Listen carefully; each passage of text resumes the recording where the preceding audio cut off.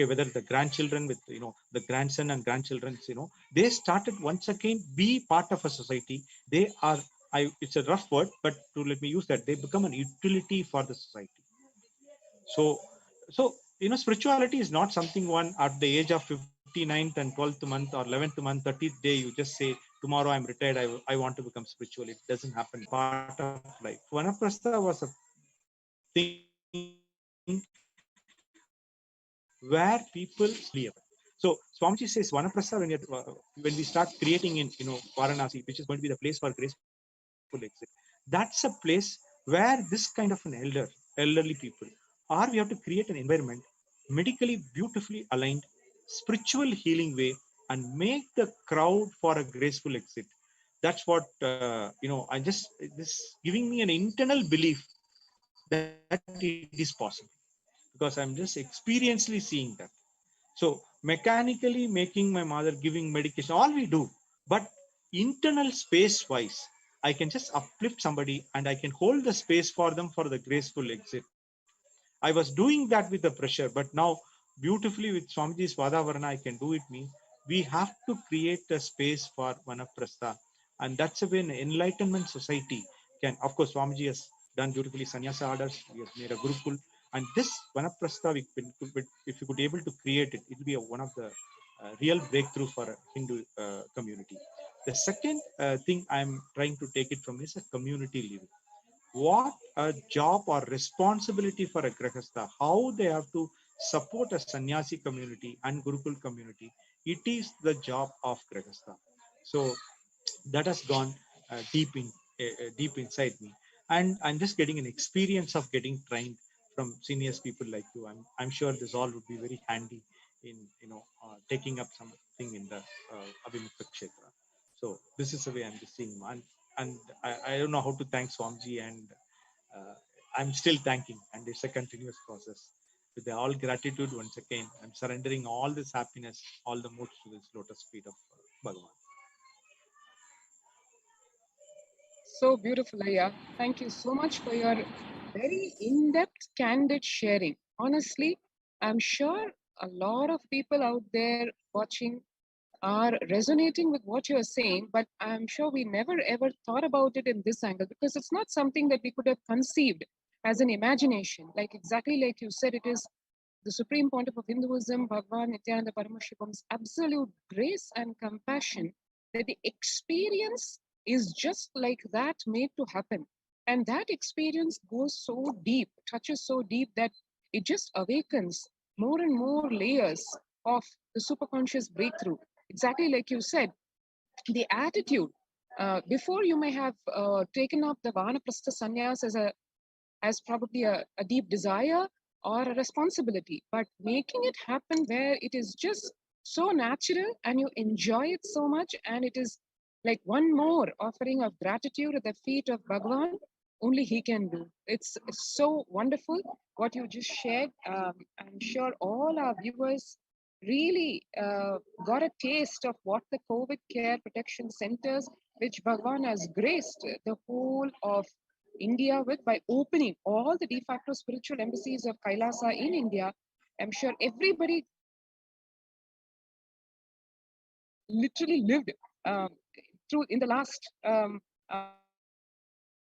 over half an hour from the sharings of Avimukaya and Agniaya. Thank you so much for being a part of this show, and we're ready to move on to the next segment, where on the one hand, we just heard so much filled to the brim about gratitude of the devotees, disciples, on what Bhagavan has done for them, the immense compassion just showered on every single being and their family, and in return, what the world has given back to Bhagavan. Let us wait and see in the upcoming segment. Thank you, Nithyanandam. Thank you, Nithyanandam.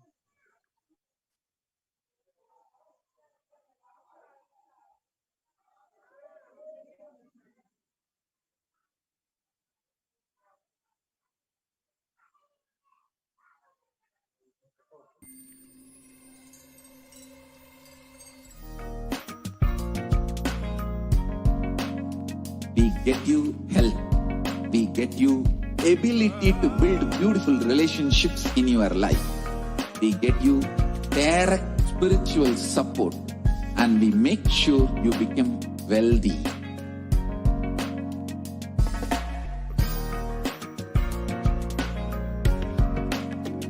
We won't stop giving you just good life. We will literally not stop till you live enlightened life. Manifesting the state of Paramashiva, space of Paramashiva, powers of Paramashiva, being of Paramashiva.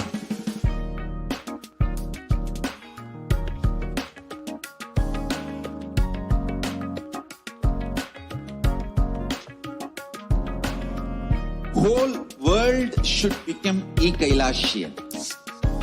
I want the whole world to know Hindus have something great to contribute to the world.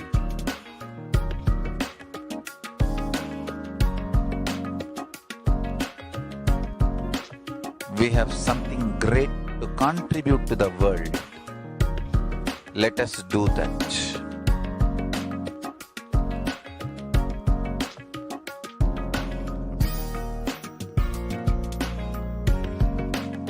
Kailasa is proper customized spiritual service helping you to identify your root patterns of suffering. We have perfected the science of helping every individual from every cultural, religious, nationality background.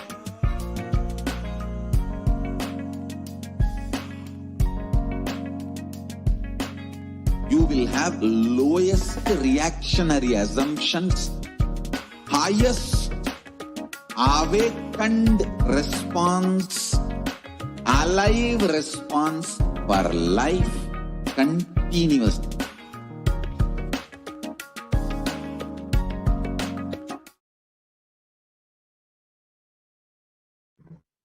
Nithyanandam, welcome back to all of the viewers who are joining us for this Devi Parashakti Akashic reading program. In the previous segment, we had just been able to have a one-on-one discussion, conversation with the Adi Kailasa Sarvajnapeetham administrators and the people, the residents of the Adi Kailasa Sarvajnapeetham during this Kailasa COVID care multi-layer quarantine that is being offered from the Adi Kailasa Sarvajnapeetham. And it was such a beautiful interview and beautiful sharings from two of the residents of Adi Kailasa Sarvajnapeetham who are sharing how much of benefit they feel, how much of relief and peace they feel, entirely protected by the Supreme Pontiff of Hinduism, while so much is going on in India. Now, I know that each and every one of us are eagerly awaiting the divine darshan of the Supreme Pontiff of Hinduism at 9 p.m. IST, Indian Standard Time. I'm sure that each and every one of you is literally waiting with your heart pacing and waiting, sitting straight and listening eagerly to as we are coming closer to the darshan of the Supreme Pontiff of Hinduism. Now, we'd like to take a few minutes during today's program and continuing on the series that we have been presenting on the persecution against the Supreme Pontiff of Hinduism. This month in July, we are observing the Hindu Persecution Awareness Month, and it being the month of Guru Purnima festival as well, each and every one of us is also remembering the value, the immense impact, influence, and transformation that Guru brings into our life. And we're seeing how every single day, how Guru, the Supreme Pontiff of Hinduism, is continuously guiding us, protecting us. Just 2 weeks back, we had the beautiful news that we heard that finally, after 2 decades of this ongoing persecution against the Supreme Pontiff of Hinduism, the Supreme Pontiff of Hinduism had due to his hard work and insistence that the international audience see the truth about what is going on against Hindus worldwide. Finally, we have been able to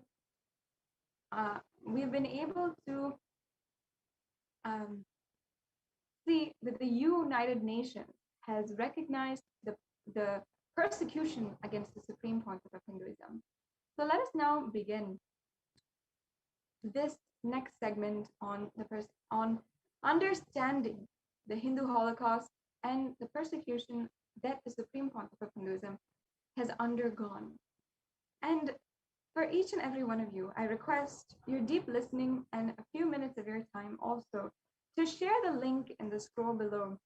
This scroll has the link for where the United Nations, the Human Rights Commission of the United Nations, has listed Kailasa Union, has listed Adi Kailasa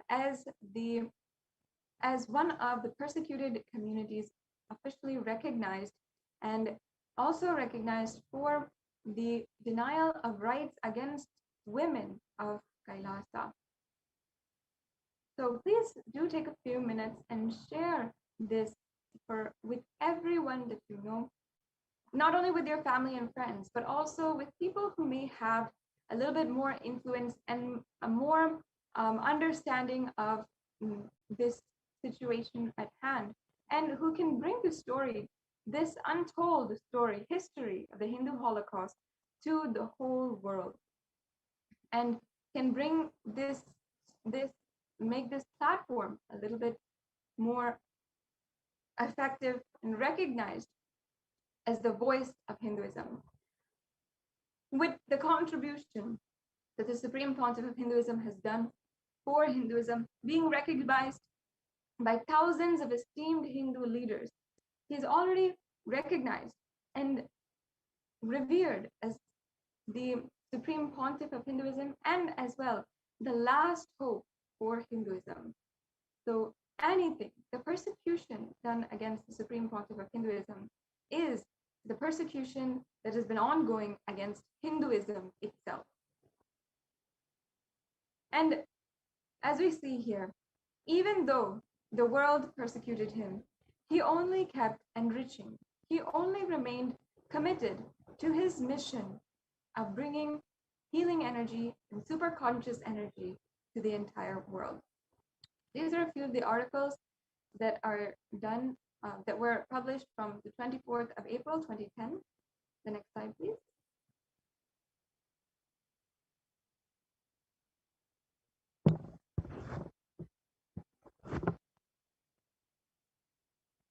We can go on to the next slide.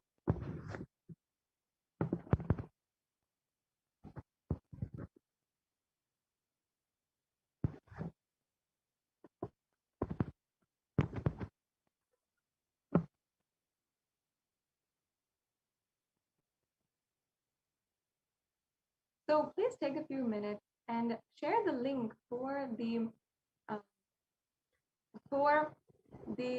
UN report where the UN has recognized the persecution ongoing against the Supreme Pontiff of Hinduism. Also, in our Facebook page, in the official Facebook page of the Supreme Pontiff of Hinduism, which is Kailasa's HDH JGM HDH Nithyananda Paramashivam on Facebook, you'll see the official pinned post is on this extremely amazing news, and we'll be able to see exactly this. Yes.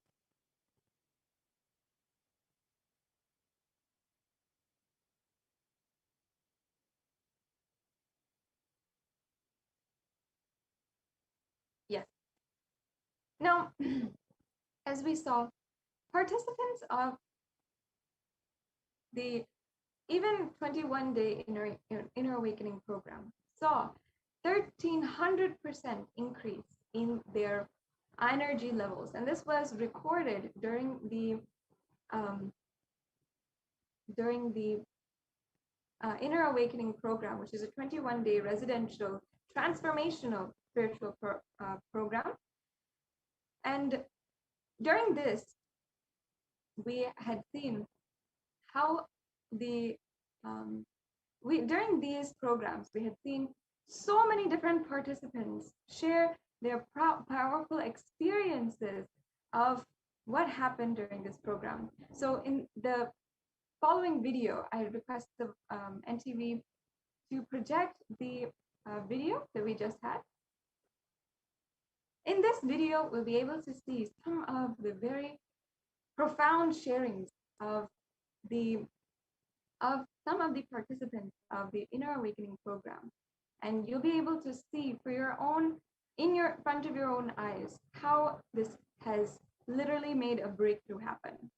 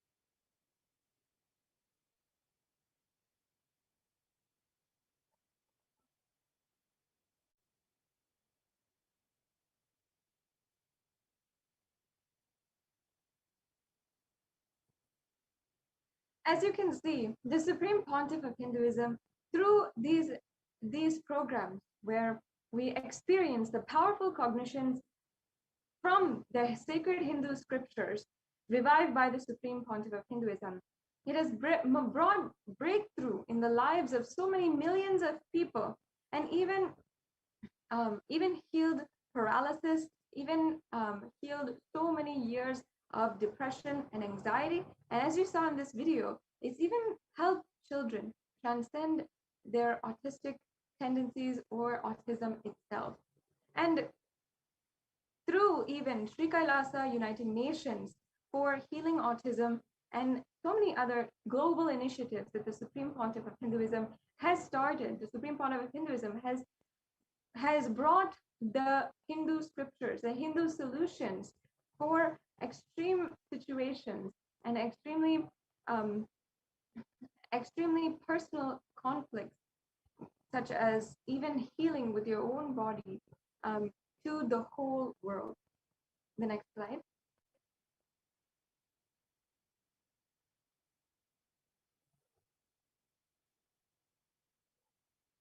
And we have another video, a testimony sharing by a participant from the Inner Awakening program.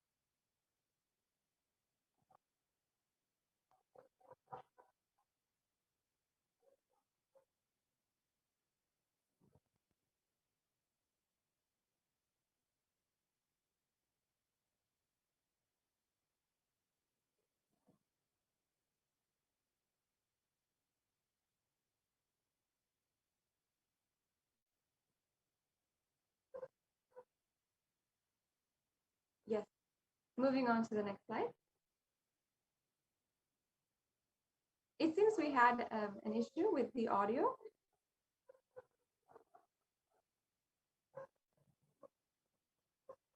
If the volunteer can also share sound, I think that will solve the issue.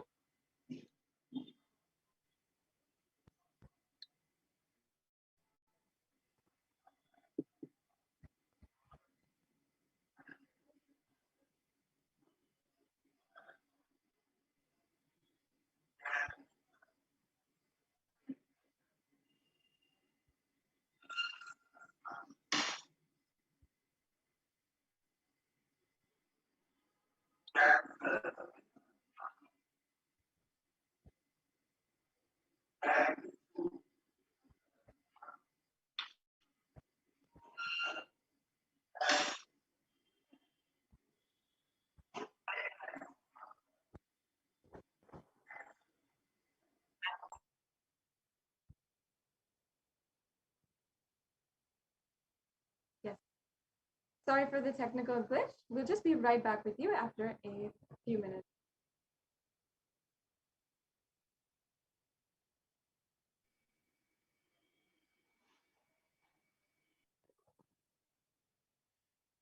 As each and every one of you had seen, even though the Supreme Pontiff of Hinduism had been persecuted in every single direction, whether it is more than 120 cases, false cases had baseless allegations and absolutely no evidence against the Supreme Pontiff of Hinduism being filed against him, or over 70 assassination attempts against the Supreme Pontiff of Hinduism. Or if we are seeing the attacks against the property, the ancient heritage and the ancient kingdoms that the Supreme Pontiff of Hinduism revived and protected, or if we're seeing the brutal attacks and assaults of the initiated disciples of the Supreme Pontiff of Hinduism. In every single way, we have seen how there has been so much of absolutely incessant, relentless persecution against the Supreme Pontiff of Hinduism. And yet, even today, even now, more than anything, the Supreme Pontiff of Hinduism is ensuring to protect the people and protect those who need it the most. Out of his utmost compassion, even in Adi Kailash, in the place where we are seeing so much going on with pandemics within pandemics and so much of corruption and not even having enough medical supplies, the Supreme Pontiff of Hinduism is continuing to help the whole humanity and raise the whole humanity, protect humanity during these extremely dark times. Yes. So, as we were discussing, the participants of the 21-day Inner Awakening Retreat experienced 1,300% increase in mitochondrial cell energy levels. The next slide, please. And as you can see here, this is a graph of the healing recovery results during the 21-day Inner Awakening program. On the y-axis, we're seeing the percent of the participants who had significance of recoveries. So, and then we have a various list of different ailments that people were that were going under, including fatigue, depression, eating disorders, even arthritis and low energy, and panic attacks, anger and frustration. Here, even arthritis, osteoarthritis, even having low moods, asthma, even all of these were addressed, and we're seeing more than 50% recoveries in each and every one of these levels. And these are our daily conflicts that we're undergoing. Many of us are undergoing, and many of us are not able to find a breakthrough from, whether it is fatigue or depression or having an eating disorder or having arthritis or high blood pressure. Each and everything is something that we as individuals go through on a daily basis. Imagine if these problems that you're not able to find a breakthrough have a sudden breakthrough in your life, and your life is working in more than 50% more than your previous productivity. That is the kind of result that the Supreme Pontiff of Hinduism, through these programs that revived the ancient Hindu teachings and were revived by the Supreme Pontiff of Hinduism and were designed according to the ancient Hindu scriptures. That's the power that each and every one of these programs had in millions of people. The next slide, please.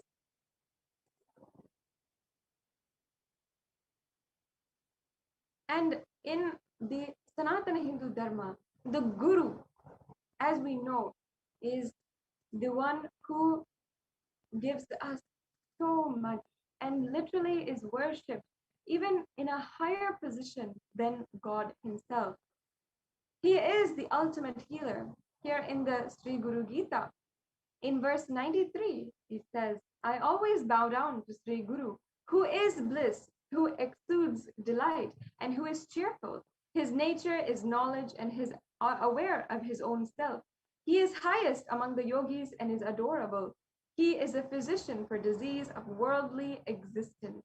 An amazing verse that Bhagavan Paramashiva had revealed to Devi Parashakti. And we're seeing, just like River Devi Ganga Mata, who fulfills all our needs from quenching the basic thirst to giving us ultimate liberation, the Guru, the incarnation, the Supreme Pontiff of Hinduism, does not only heal us from our physical ailments and diseases, he enlightens us and cures us from the biggest disease of worldly existence and ignorance. The next slide, please.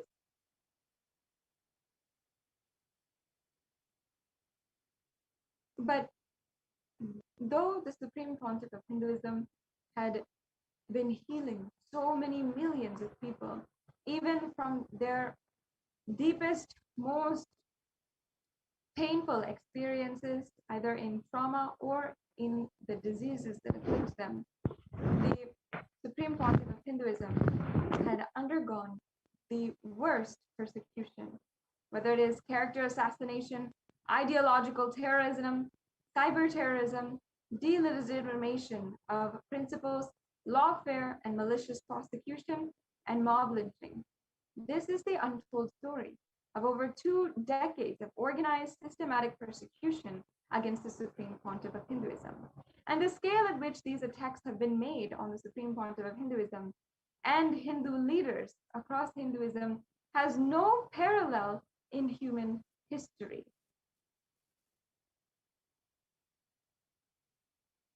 The next slide, please.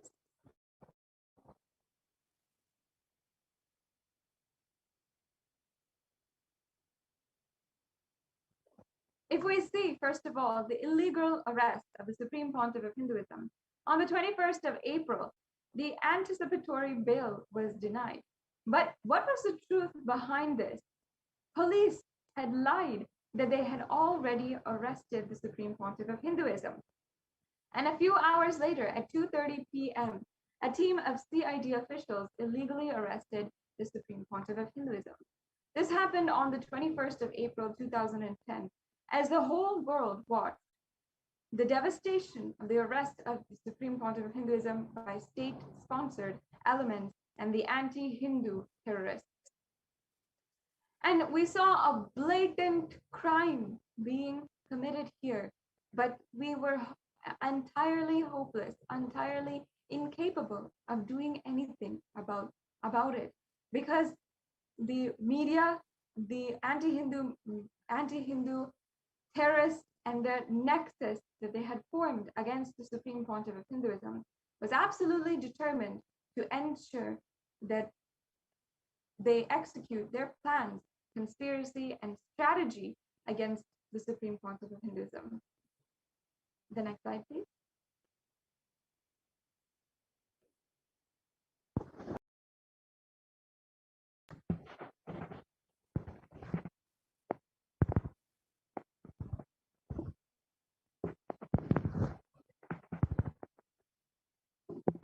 we have to ask some fundamental questions. Who was the victim in this entire propaganda against the Supreme Pontiff of Hinduism? Were attempts made to assassinate the Supreme Pontiff of Hinduism? Yes, for 50 days from March 2nd to the 21st of April, serial attempts were made to assassinate the Supreme Pontiff of Hinduism. And did police provide any protection? No. Did police arrest or put any militant assassins under trial? No. Did police accept complaints of the victims of the attack by militant assassins? No. What action did the police take? They arrested the victim, the Supreme Pontiff of Hinduism.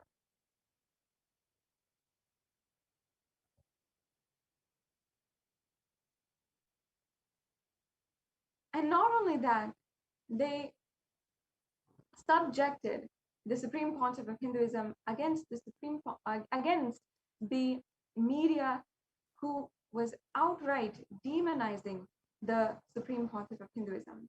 On the 21st of April in 2010, the police justified the illegal arrest of the Supreme Pontiff of Hinduism by deceit, propaganda, and anti-Hindu laws.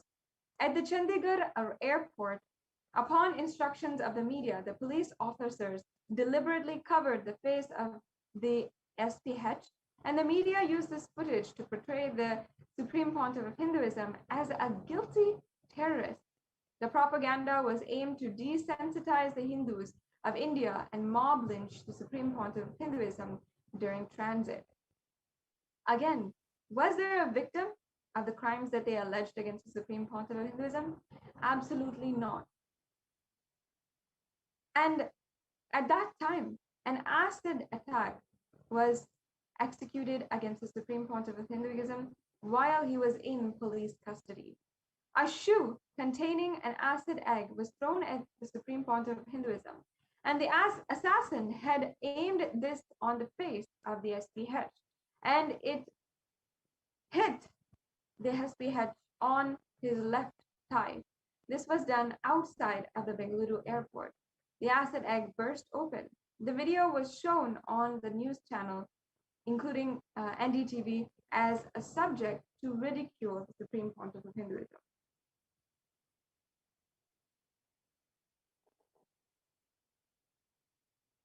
Again, the silent assassination attempts continued, with the injection of lethal poisons to cause cardiac arrest while the Supreme Pontiff of Hinduism was in custody.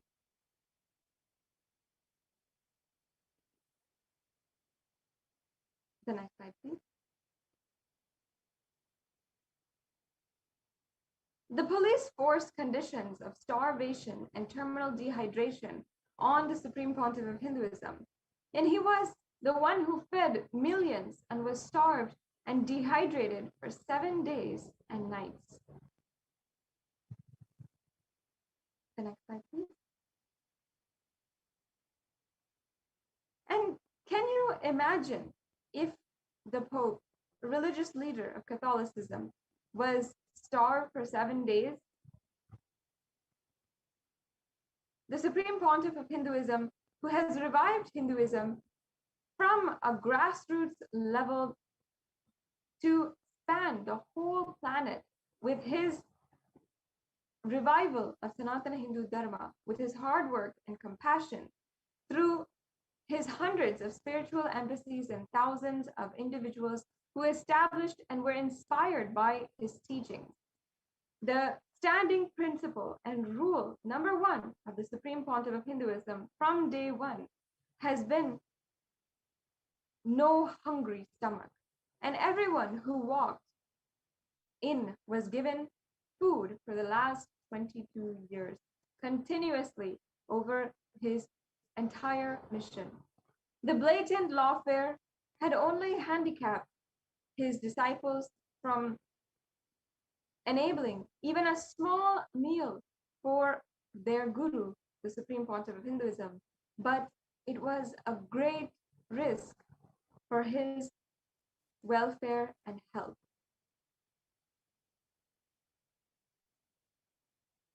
False cases and illegal arrests were again pursued by the anti-Hindu militant terrorist forces in custody.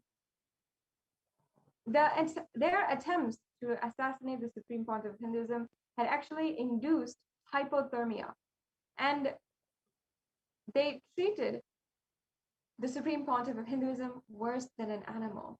They made him sit on the cold floor and wetted by cold urine mixed with toilet water made to leak from the toilet.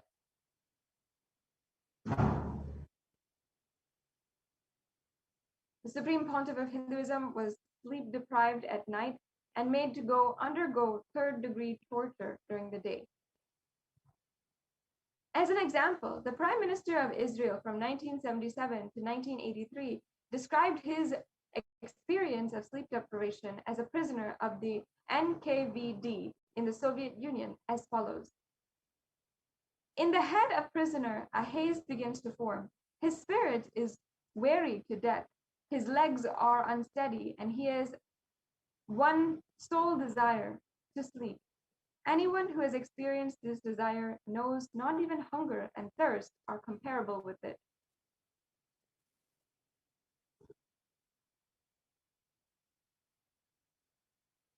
Psychological warfare, sound torture by incessant cutting of tiles at night, and forced asphyxiation and induced mesothelioma, or cancer of internal organs, by forcing to breathe powdered asbestos dust. These are the different ways that the anti-Hindu militant forces had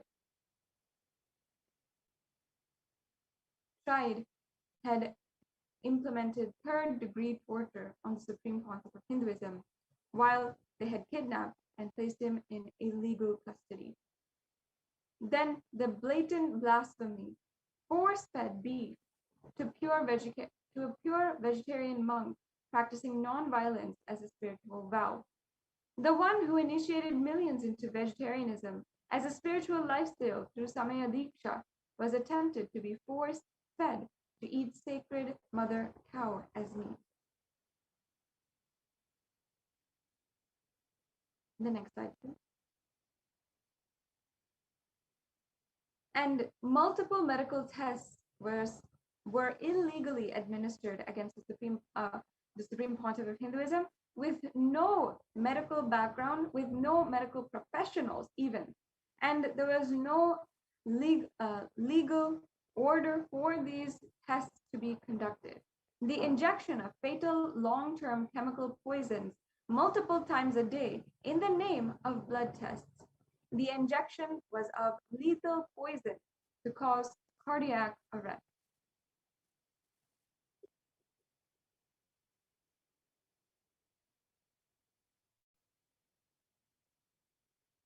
Now, if this was happening to you, what would you do if you went through this? The monasteries were made out of blood. His own blood sweat were destroyed. The assassin mobs were on a lookout to kill him. The entire country was programmed into confusion by the media to hate and ridicule. And if you had gone through starvation, dehydration, sleep deprivation, hypothermia, lethal injections, countless blood tests, excessive withdrawal of blood, and assassination attempts. The next slide, please. They not only had done this, but they tortured his body. The Supreme Pontiff of Hinduism still remained committed to his mission of healing. The induced cardiac arrest that the Supreme Pontiff of Hinduism had led the Supreme Pontiff of Hinduism to need to go to the hospital in the middle of the illegal police custody. And he needed emergency medical treatment. But even then, the media took this as an opportunity to mock and ridicule the Supreme Pontiff of Hinduism. While on the outside, millions of us across the world, Kailasians, were heartbroken to see what was happening against the Supreme Pontiff of Hinduism. All of us wondering what was going on to our beloved Guru.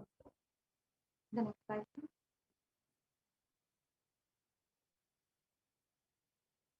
He was forced to be starved, and he was forced into starvation and terminal dehydration, subject to psychological warfare, tortured, and he was forced to even eat beef, even though he did not eat anything for the 8 days that he was in the illegal custody.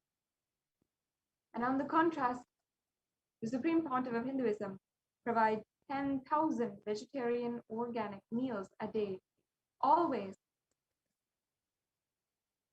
gracing humanity with compassion and enriching. The next slide, please.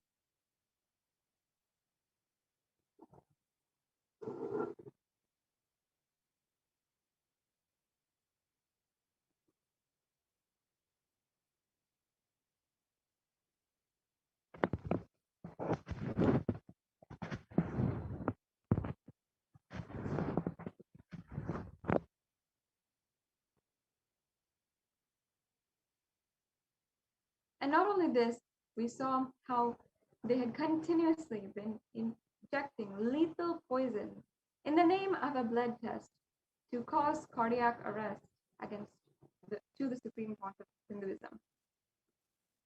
The next slide, please. Multiple times in 2010, blood was taken by the state medical team involving injection of unknown chemicals to the Supreme Pontiff of Hinduism, which had actually caused a fatal cardiac symptoms in him.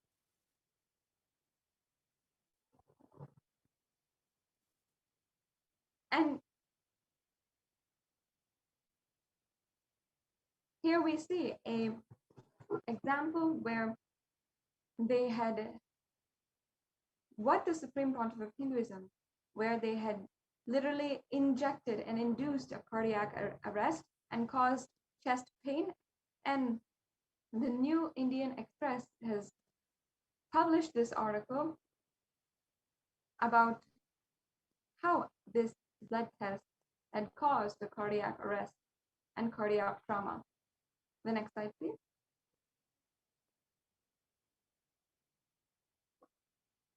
On the 27th of April, the New Indian Express again posted how lethal injections were subject on the Supreme Pontiff of Hinduism on Monday morning, 26th of April 2010.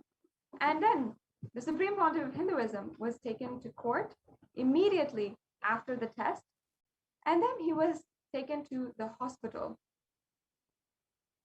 When it was reported in the media, it was said that it was lied and falsely told that the Supreme Pontiff of Hinduism had underwent a potency test under police custody and had undergone this attack. And it also had said that all security arrangements were ordered by the Ramanagara Deputy SP were in place, but the CID wanted to conduct the test under police custody and not in the hospital. It was such a blatant crime against the Supreme Pontiff of Hinduism here. And this is the morning of the 27th of April at Jayadeva Hospital. And this is taken from the report by DNA. The next slide, please.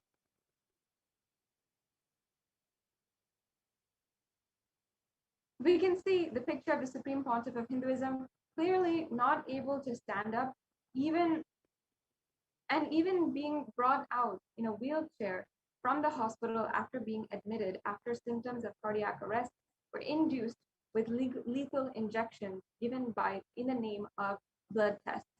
And on the right, we're seeing news clips in the media The same article showing the police making a blatant, inhuman mockery of the Supreme Pontiff of Hinduism, claiming they were stressed out after torturing and attempting to assassinate the Supreme Pontiff of Hinduism.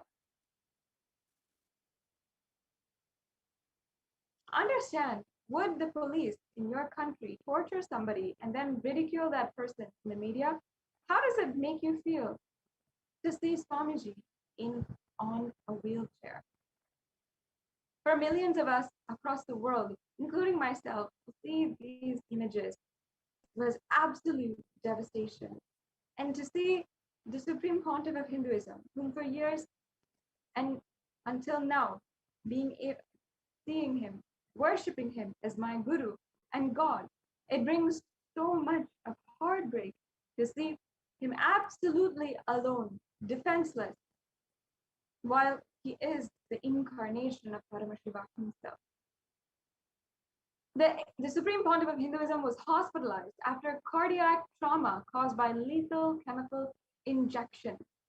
And yet the media was falsely publicizing lies and mockery against the Supreme Pontiff of Hinduism, trying to say that he was complaining of chest pain.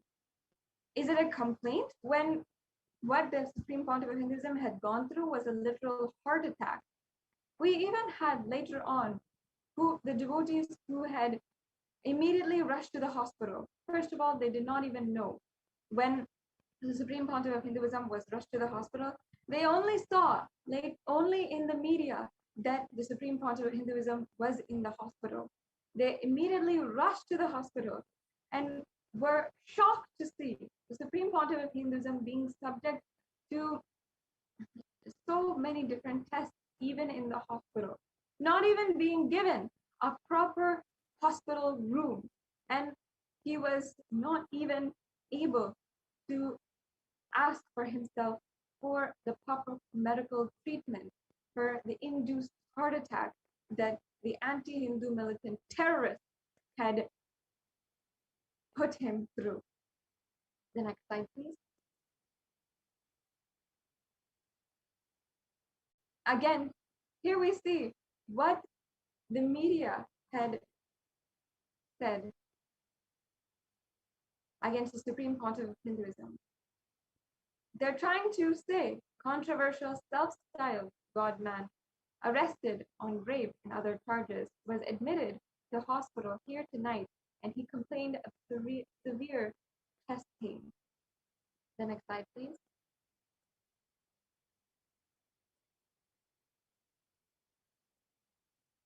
But what we know is the Supreme Pontiff of Hinduism had said on April 30th of 2010,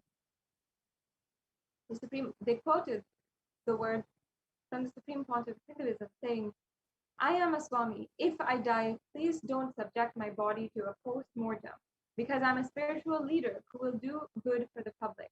I would rather prefer to get buried than to go under the knife." Swami Nithyananda holds CID slows while being taken to Jayadeva Hospital after he complained of chest pain on Monday.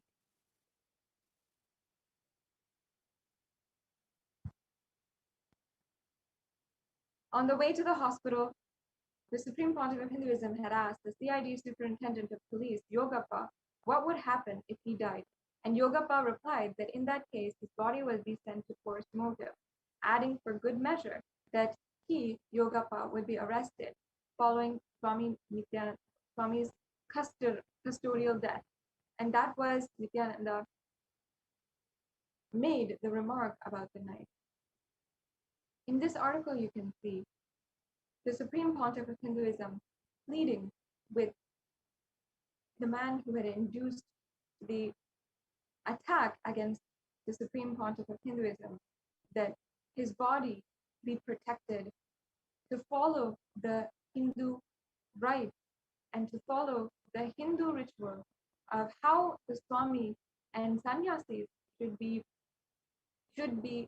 done, how they should be treated even after death. At this moment, as he was being rushed to the hospital, and undergoing severe chest pain, the Supreme Pontiff of Hinduism had no option, was only thinking of what's going to happen if he dies, if he needs to leave the body. The next slide, please.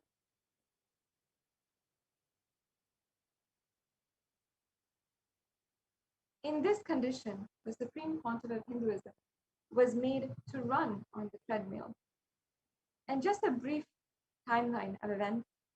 On the 21st of April, from Solan, Himachal Pradesh, the Supreme Pontiff of Hinduism was arrested.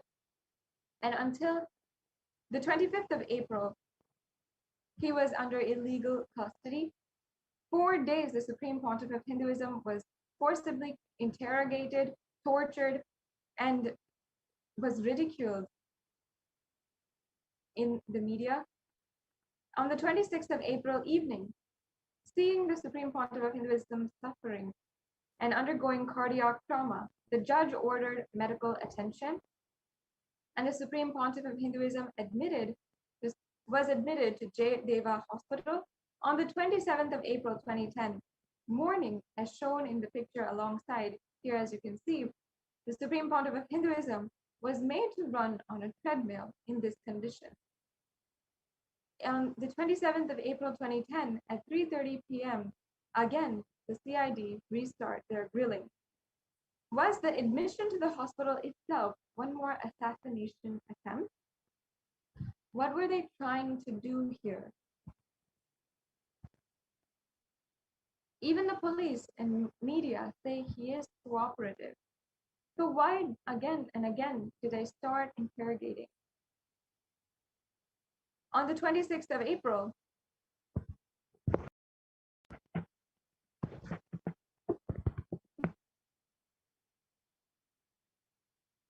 the lethal injection was carried out. On the 26th of April, again, seeing the suffering, the judge ordered medical attention. And on the 27th of April, the Supreme Pontiff of Hinduism was discharged from the Jayadeva Hospital. Again, on the 27th of April, 3:30, the CID restarted their assassination attempt against the Supreme Pontiff of Hinduism. And even the High Court is asking, how long will you torture?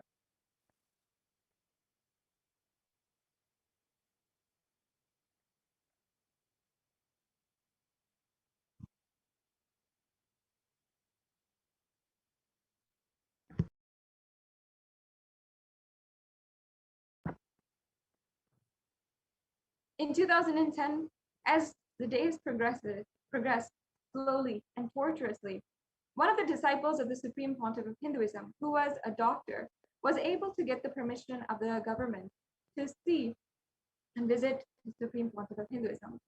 This disciple recollects the trauma. I saw Swamiji in a dark cellar, and I have never seen Swamiji like this. Swamiji was struggling to open his eyes and struggling to even stand up. I didn't know what was happening. Swamiji somehow rested his hands on the wall and got up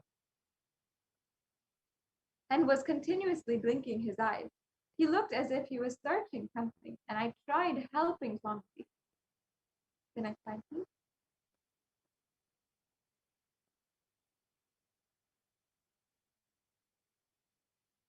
The police again and again suppressed their crimes. How much the Supreme Pontiff of Hinduism was tortured under the hands of the anti-Hindu militant terrorists. On one hand, what the Supreme Pontiff of Hinduism was saying during the interrogation and how that was projected in the media was colluded between the police and the media and not shown to the world in the right light.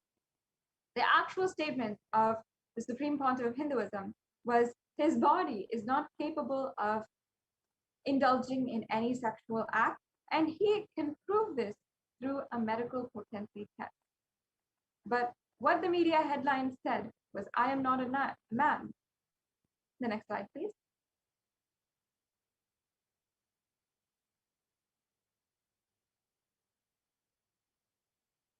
In the denial, the police lied shamelessly, saying no medical tests were done on the Supreme Pontiff of Hinduism in 2010. From 2012 to 2014, the state police and media mafia both openly lied and stated that in 2010, during the arrest, no medical examination was done on the Supreme Pontiff of Hinduism, which was absolutely not true. In the SC 86 in 2014, the High Court observed that medical tests were done on the first day of arrest itself and even mentioned the page numbers of where the tests were attached in the charge sheet of the document. The CID did the medical test, which caused the Supreme Pontiff of Hinduism acute trauma more than once, and they very well knew that the Supreme Pontiff of Hinduism was impotent. And can the state police in any country lie so that shamelessly in the court to do such a thing, and that also multiple times? Is this justified? Is this in any way okay? Please continue. Again, if we see on Monday morning, on the 26th of April, a lethal injection was subject onto the Supreme Pontiff of Hinduism. The next day, the Supreme Pontiff of Hinduism was taken to court immediately after the test. And then, because the court had ordered and seen and witnessed the state of the Supreme Pontiff of Hinduism, who was complaining of chest pain, the court ordered that he be taken to the hospital immediately.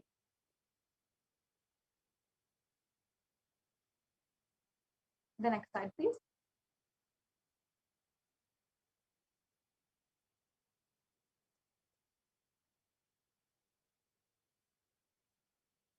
As if the court's injustice meant nothing, police and media shamelessly lied in public, saying no medical tests were done on the Supreme Pontiff of Hinduism in 2010. The High Court not only observed that the medical tests were done in 2010, it is also mentioned the page numbers where medical tests were attached in the charge sheet in the order. The next slide, please. Now we have to ask ourselves, the anti-Hindu forces made an offer to the Supreme Pontiff of Hinduism that they would stop the persecution, but he would have to comply to what they said. Why the Supreme Pontiff of Hinduism never allowed the anti-Hindu forces to have their way in destroying Hinduism?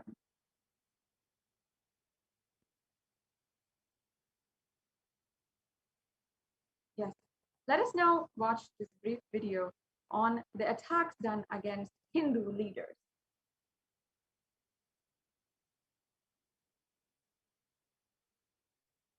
In the past 30 years, nearly 90% of all prominent Hindu gurus have been labeled with fake sex allegations. There are more than 75 leaders whose names come up on a simple Google search. It is obviously a planned attack. Hindus need to speak up and take seriously the need to restore authentic Hindu practices and ensure something other than stress, addiction, and social disharmony is available for our grandchildren.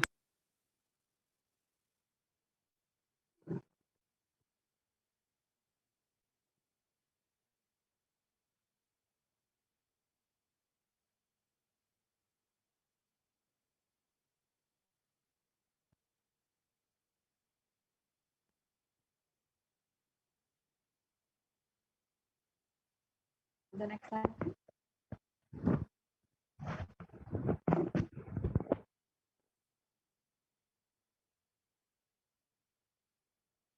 Now, let us understand the cultural genocide and the history of murder of Hindu gurus. On the 23rd of December 1926, 70-year-old Swami Shraddhanand was assassinated by a mob lyncher. On the 17th of November 1966, 5,000 Hindu sadhus were killed, but the reports had showed that only 375 were killed. On 15th of February in 1973, on the contrary, the government falsely accused and arrested the leader of Ananda Marg, M.P.R. Sarkar, and he was poisoned in prison, allegedly by the jail doctor. After recovering, he went on fast seeking justice. He fasted for the next 5 years, 4 months, and 2 days. And on the 2nd August 1978, when he was released from jail after having been acquitted of all charges. On the 30th of April in 1982, 16 males and 1 female Hindu sannyasi of Anandamarg were pulled out of a cab and burned alive near a bridge in broad daylight. More than rupees 30 crore were spent by government on various court trials and tribunals, and the result was absolutely no justice.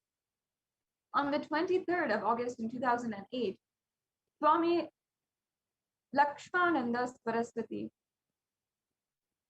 and 4 other disciples were murdered in the state of Odisha in India. Swami Lakshmananda was a Hindu monk and highly revered spiritual leader who lived life dedicated to service and to the welfare of the forest dwellers of Kerala. The next slide, please.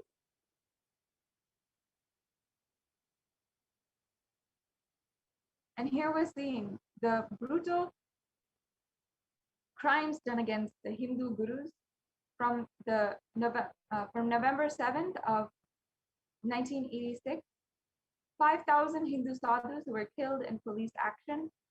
And from 1982, 16 males and 1 female Hindu sannyasi of Anandamarg pulled out and burned alive on a bridge in broad daylight.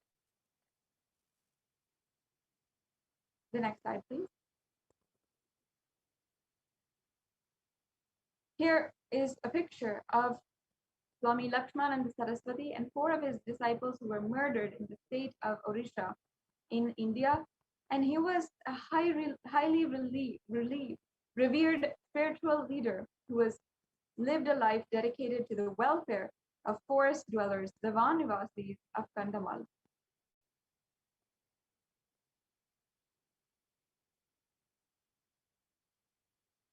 Swami Premananda in 2011 was killed in Kudalur Central Prison, and he has been imprisoned on false charges of rape.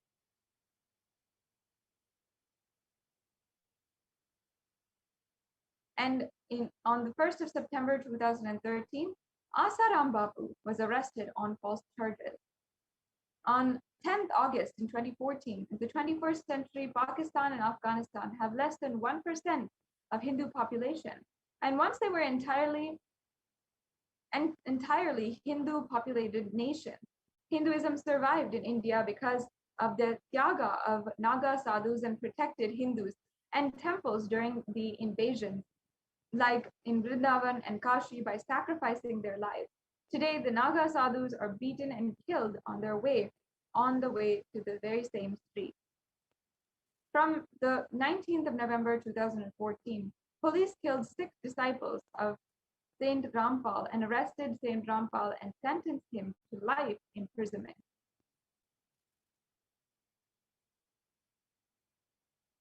This is Sri Ragareshwara Bharati, one of the Hindus who had worked for the revival of Hinduism, who was framed on false case of rape in 2014. The Mutt denied all accusations from the start, and on March 31st, 2016, the court dismissed rape charges against the seer. The next slide, please.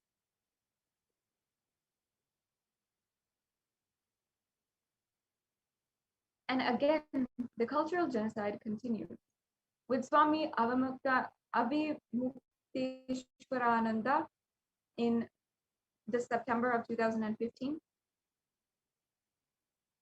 And in 2016, Hindu priest who was beheaded in the Panchgarh district in Bangladesh. In 2017, 30 disciples of Ram Rahim were killed by the state police. In 2018, Palhari Baba jail term was till death on false allegations of rape, and he was a great yogi who lived on fruits, and hence his name was Palhari. And Swami Tattva Bodhananda, a disciple of Swami Dayananda Saraswati, a yoga guru and guru, Vedanta Adhikari, has brutally been sickled to death by mob lynchers in Puducherry.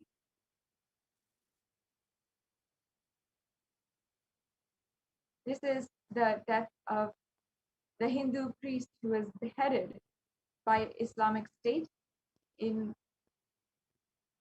Panchgarh district in Bangladesh. The next slide, please.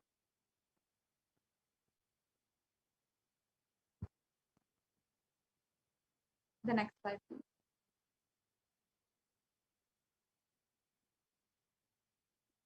Let us now understand this video on the cultural genocide on Hindu Hindus.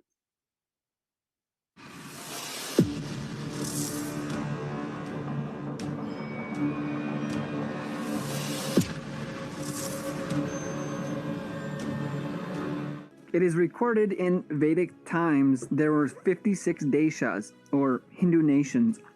All children were educated through Gurukul, living with the enlightened masters. But most recently, there has not been even a single Hindu nation surviving to today.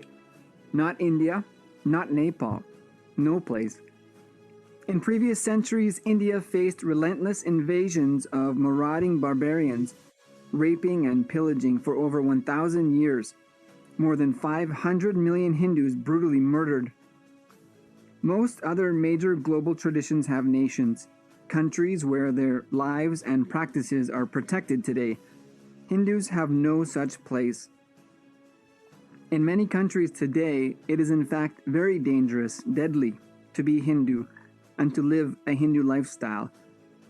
Even in India, many Hindu practices, teachings, teachers, rituals, traditional healing systems, and temples are legislated and discriminated against under so-called superstition bills, through media, and in so many other organized ways. Even up to the recent past, the treatment of great Hindu incarnations and modern Hindu gurus and their spreading of the great teachings of Sanatana Hindu Dharma has faced relentless slander and attacks from anti-Hindu forces. Through Jnana Sambandar, Adi Shankara, Ramanujacharya, Sri Ramakrishna and Vivekananda, Ramana Maharishi, Swami Yogananda, Satya Sai Baba, Srila Prabhupada, Osho, Nithyananda Swami, the Shankaracharyas, and Asram Bapu, to number just a few. In fact, every single prominent Hindu guru and organization has been illegally slandered and attacked throughout the history. Hindus live the principle of ahimsa, that is true, and it shows across the planet in the ability of Hindus to peacefully and productively lead in all populations around the world. But what are Hindus to do amidst the constant threat of physical security, violent attacks and murder, destroying their very way of life and demanding an end to Hindu existence? Is any more evidence needed? The world may not be aware, that is true, of the relentless, brutal attacks against the Hindu way of life that continues to today. But for how long will we leave it as someone else's problem, turn the other cheek, and pretend that it's safe to be a Hindu today? Pretend that the lifestyle is not under threat, that our gurus are not systematically attacked, that our very life and existence is under threat, with the only demand that we cease living as Hindus. It is the only demand. Do not live. Do not live as Hindus. Do not live at all. And then we will stop killing you. Hindus have always carried the tradition of responsibility. Every member of the community was expected to at least end their lives of society as sannyasis, serving the highest purpose of the society for all, to complete their family responsibilities and 9-to-5 careers and commit to serving the highest needs of all the members of the society, to set the example for what is most important, to set the example through their actions, which we all know speaks the loudest, to get involved in the revival of the enlightened ecosystems of Sanatana Hindu Dharma and the world's only Hindu nation, email to contact@kailasa.org. If you feel responsibility is a power, you make your life successful.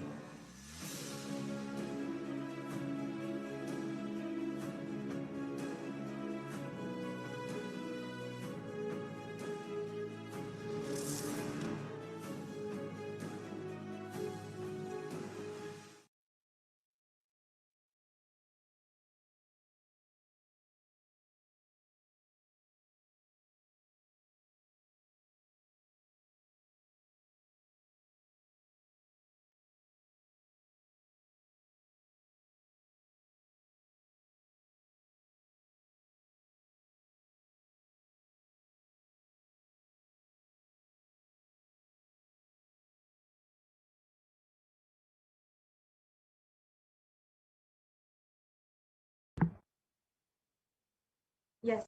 Now moving on to the next slide. And once again, Swami Lakshmi Varatirtha Swami, who had been attacked by the anti-Hindu militant forces, Swami Lakshmi Varatirtha of Udupi died in 2018. Hospital releases the report that he was actually poisoned, and no one was convicted against on his attack, and of course nobody was convinced that he had committed suicide. But that is the narrative that the media mafia had tried to create. If the Supreme Pontiff of Hinduism had not withdrawn from Indian society, they would have done the same to the Supreme Pontiff of Hinduism. The next slide, please.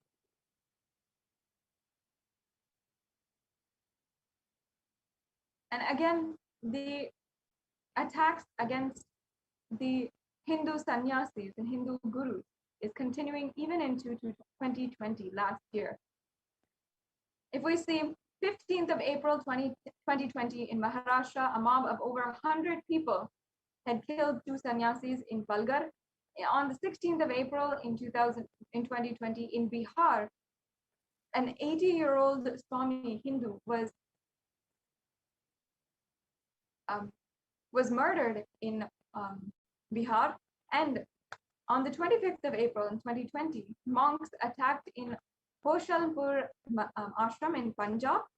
On the 27th of April in 2020, 2 more Hindu priests were brutally killed in Uttar Pradesh. On May 22nd, 2020, Hindu monks their attendant were murdered in Nanded ashram. And then 85-year-old sadhu or monk was murdered inside his monastery on the June 9th, 2020. And of course, the list goes on even after June 2020. Now, we'll be understanding why the Supreme Pontiff of Hinduism, despite so much of persecution, is insisting and persistently ensuring that we all revive Kailasa. Why Kailasa is the next subject of the next segment in today's program. We'll be continuing on this segment on the persecution against the Supreme Pontiff of Hinduism, and we'll be right back with you after a short break.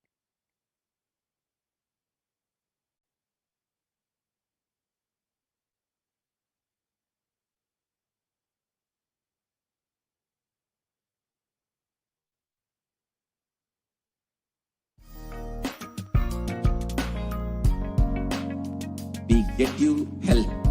We get you ability to build beautiful relationships in your life. We get you direct spiritual support, and we make sure you become wealthy.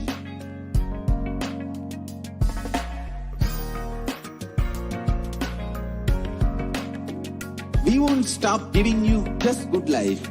We will literally not stop till you live enlightened life. manifesting the state of Paramashiva, space of Paramashiva, powers of Paramashiva, being of Paramashiva.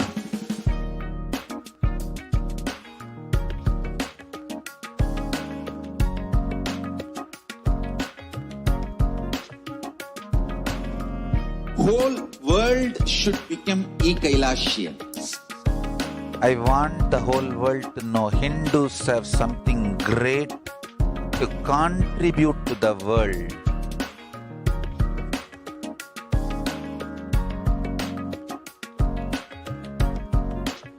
We have something great to contribute to the world. Let us do that.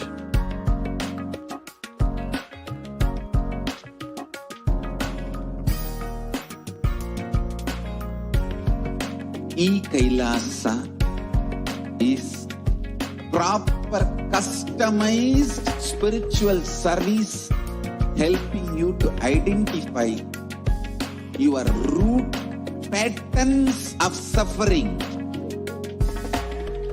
We have perfected the science of helping every individual from every cultural, religious, nationality background.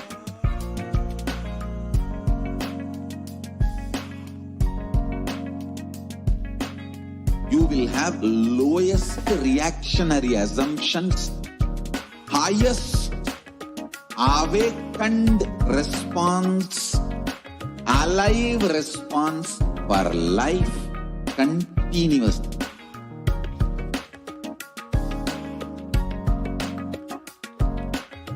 Kailasa is enlightenment ecosystem, literally enlightenment itself in your own home, wherever you are. Proper customized spiritual service helping you to complete with your life negativity, withdrawal from life, self-hatred, self-denial, self-doubt, so much of tiredness, laziness. We can support you aligning your diet, your attitude, your aptitude, your understanding about life. We can help you with everything.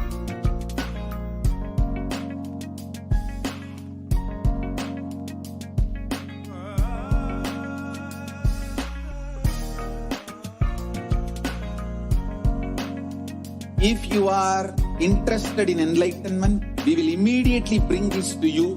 If you are not interested, we will explain the whole science, inspire you and make you interested in enlightenment time. We need to cater this enlightenment science to the whole world wherever they are, because enlightenment is the birthright of all human beings.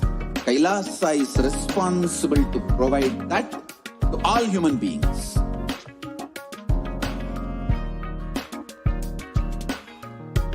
Kailasa is the totality of the knowledge I received from my gurus and practice manifested in my life, perfected by teaching millions of people from all cultures, time zones, backgrounds, genders, nationality, race, from every creed.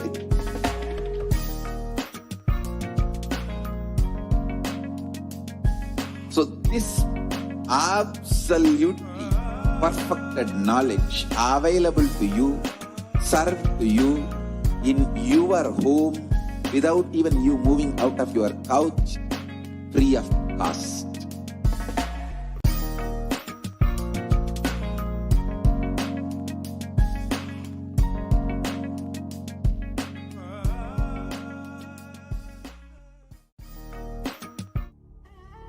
What I mean by the word Kailasa, listen intensely. Enlightenment ecosystem, literally enlightenment itself in your own home, wherever you are. If you cannot come to Kailasa, it's okay. Kailasa can come to you.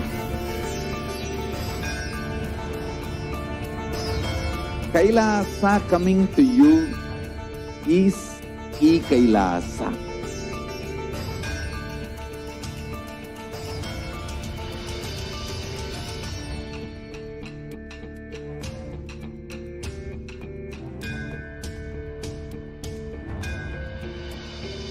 I will revive Hinduism. I am a Hindu revivalist, not by any revolution, but by evolution.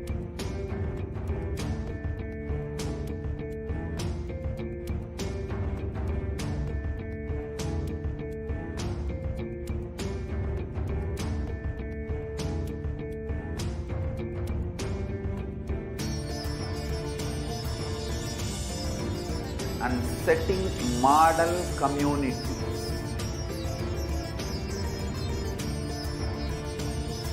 Kailasas, enlightenment ecosystems, Sarvanya Pitas all over the world.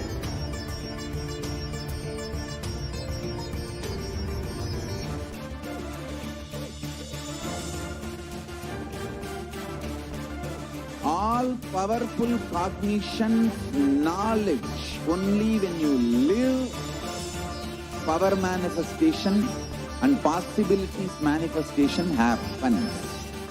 It's a fundamental truth.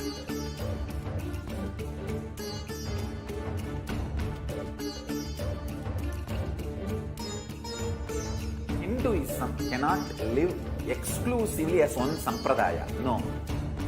All sampradayas of Hinduism is an ecosystem.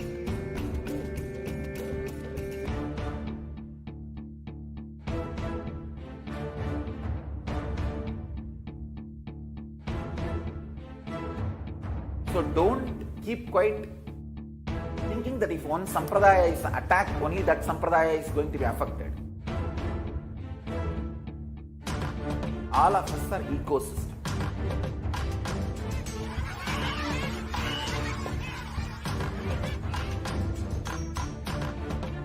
I invite all of you to get involved and enjoy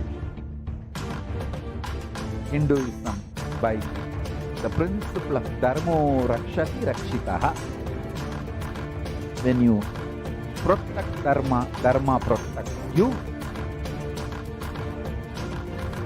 We will make the whole planet flourish spiritually, the spiritual prosperity. Will happen to the whole planet. We all have to coexist together.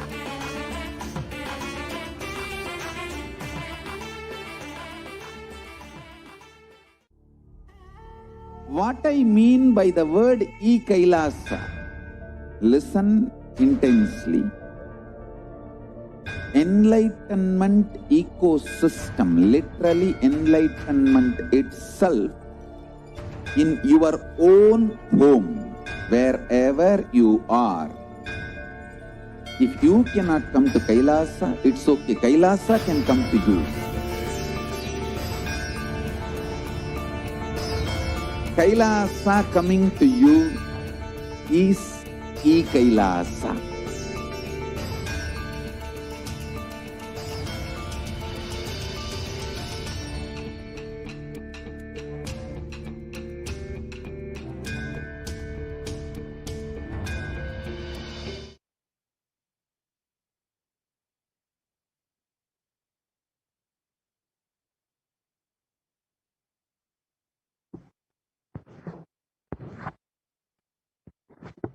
Yes, Nithyanandam, welcome back after that very short break. I request all the viewers once again to stay tuned and to ensure that you're spending a few minutes today sharing the link of the UN report that they have published on the Human Rights Commission website for the UN, where they have recognized the persecution against the Supreme Pontiff of Hinduism. Please also, when you're sharing, use the hashtag UN recognizes the persecution against the Supreme Pontiff of Hinduism, against the HDH, and also the hashtag against Hindu persecution. And during this ongoing July Hindu Persecution Awareness Month, we are, as Kailasa across the world, is ensuring that we are using this platform and also in various other platforms, how the Hindu Holocaust is ongoing and what the Supreme Pontiff of Hinduism is doing to bring the Holocaust to the awareness of the international audience. So yes, let us now continue where we left off. In the previous segment, we had been reviewing, seeing the harsh details of what the Supreme Pontiff of Hinduism has undergone. Despite having healed millions of people, what torture and brutal, insensitive treatment the Supreme Pontiff of Hinduism has gone through at the hands of the anti-Hindu militant terrorists. Now, let us watch this brief video of the Supreme Pontiff of Hinduism explaining to us more on the Hindu Holocaust. This time, I am ready and I am already sacrificing my life, doing tyaga, sarva parityaga for this cause of reviving ancient Hindu enlightened civilization, Kailasa.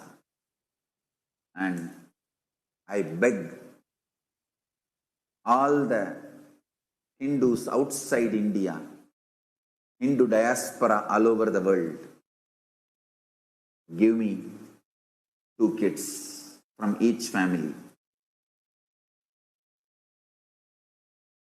It is time we start building next generation Hindus who understand the Hinduism authentically, originally, and revive, bring legitimacy to Hinduism in every field.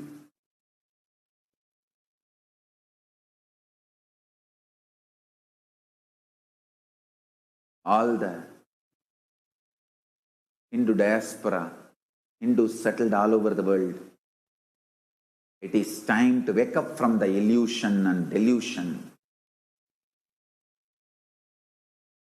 It is time to choose enlightenment pill. Stop living in delusion and illusion, not realizing it is the matrix. Wake up and choose enlightenment.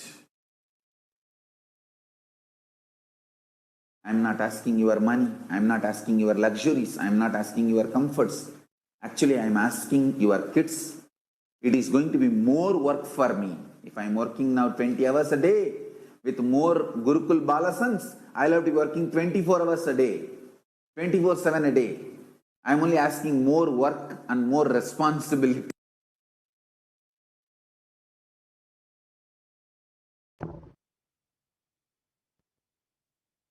We can go on to the next slide. Poland. Swamiji, what happens when I do Salva Parityaga?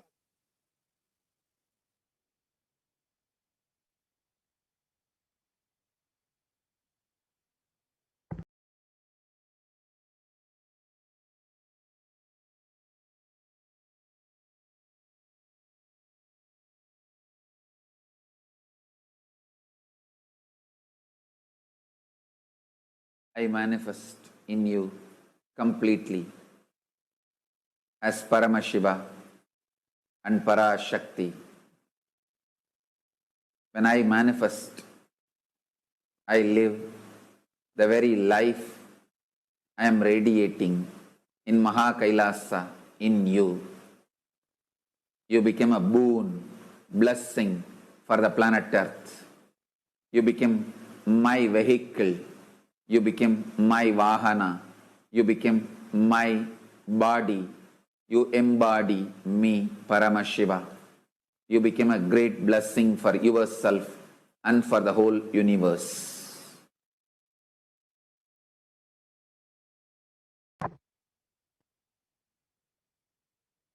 We can go on to the next slide.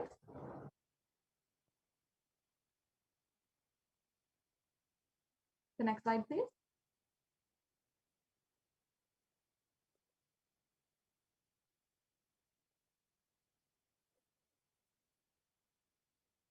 The next slide, please. We can go on to the next slide.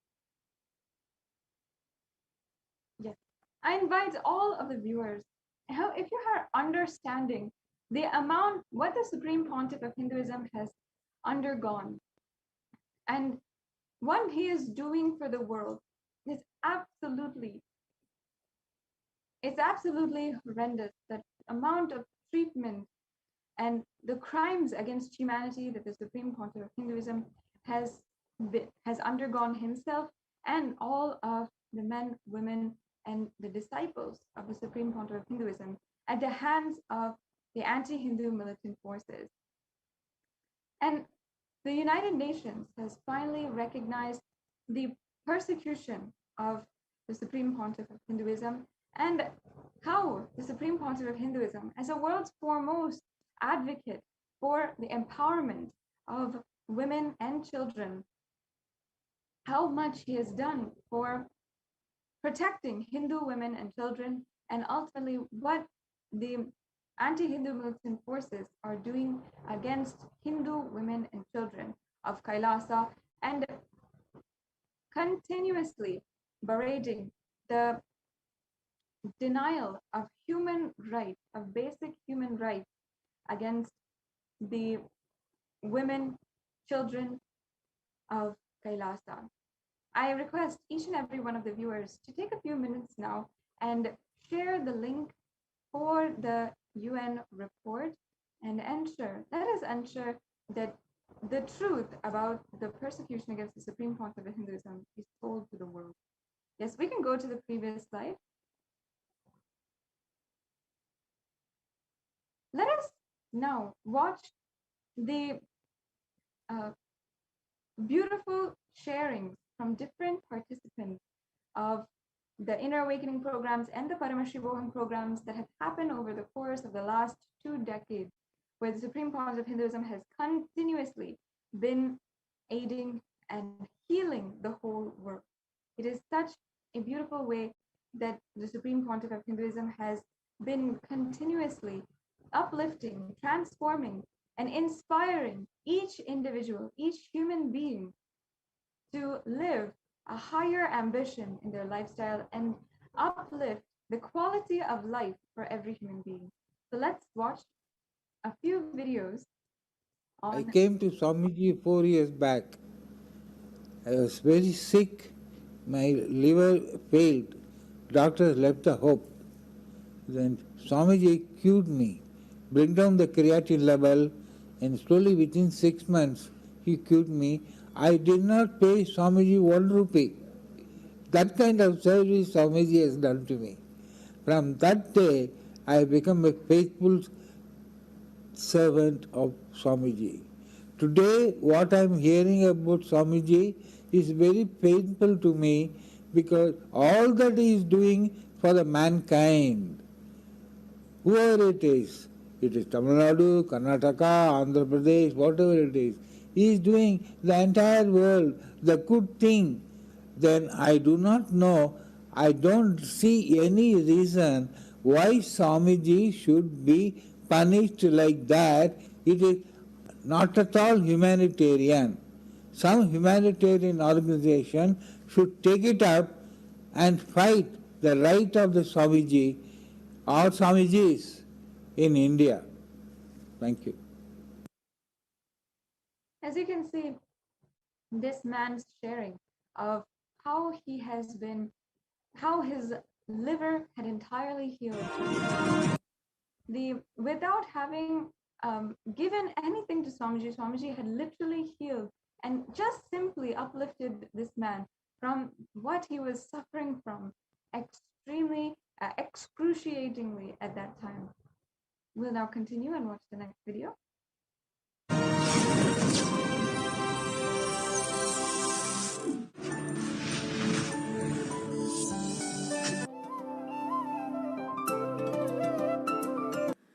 Nithyanandam, everybody.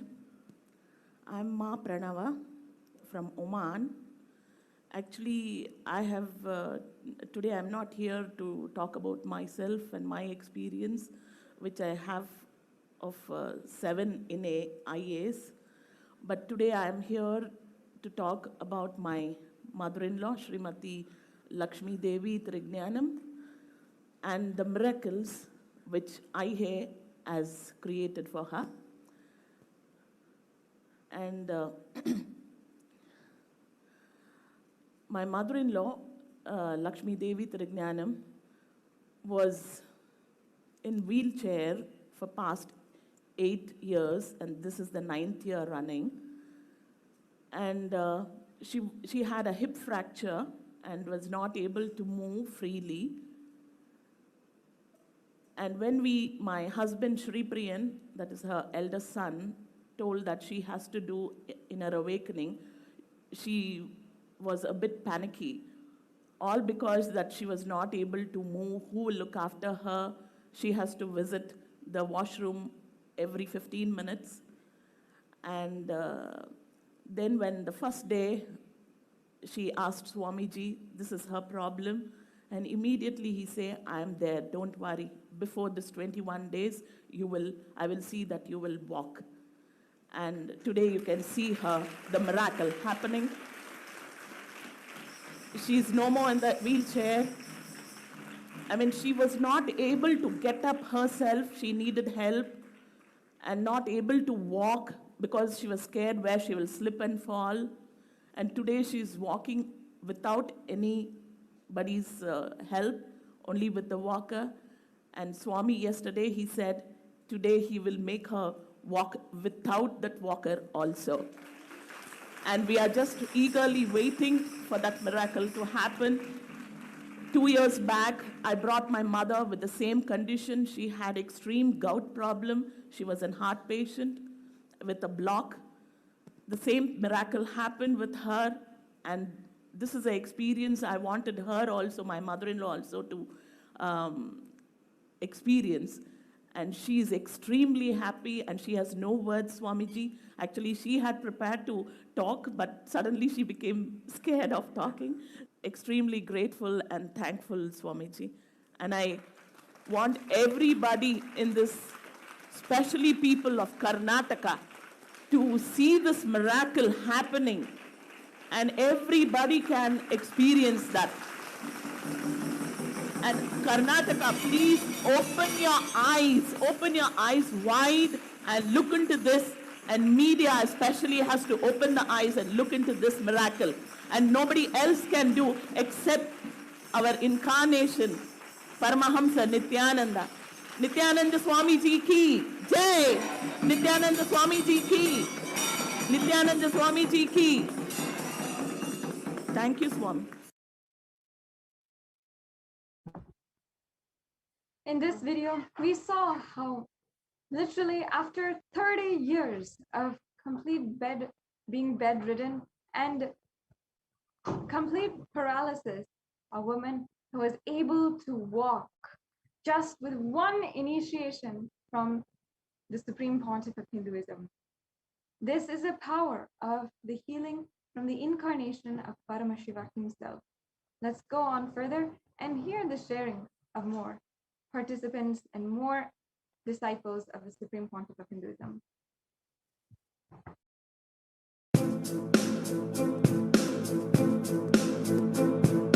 I had one participant running up to me just a few seconds ago. She is feeling overwhelmed with gratitude with what has just happened to her. 30 minutes ago. So I'm going to read it for her. She has written it, a miracle that she just experienced. This is Ma Nithya Premanandini from Studio City, California. She's saying that 10 years ago, I'm just going to read it verbatim, the way she has written. 10 years ago, I had an unavoidable surgery which caused me to go blind in my right eye. For all these years, I have had no more than 5% vision in that eye. During my first inner awakening in 2010, Swamiji said, I will heal you. I continue to try every therapy I could find as well as working on my spiritual path. Just about 30 minutes ago, as I'm listening to these testimonials, I am looking at the hall and wondering why everything is looking so bright. I'm seeing so many more dimensions. So I put my hand over the left eye and saw for the very first time in 10 years colors and vision through my right eye.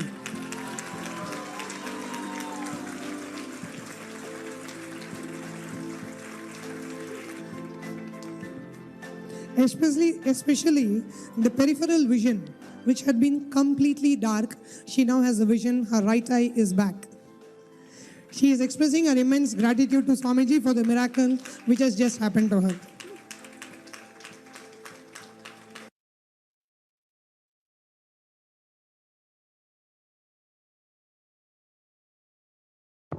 Once again, a beautiful sharing that is absolutely miraculous, where vision was restored to a woman. Yes, let's continue on with the next sharing. So I got sick, and I was just burning in fever, and I just went that night for darshan, and I asked Swamiji, I'm burning. Can you please just heal me? And he put his hand on my forehead, and I had this amazing experience. And as soon as the darshan was over, we walked out, and immediately the fever just dropped from my body. Like I could actually feel my whole body getting cold again. I could open my eyes. So this was very powerful for me.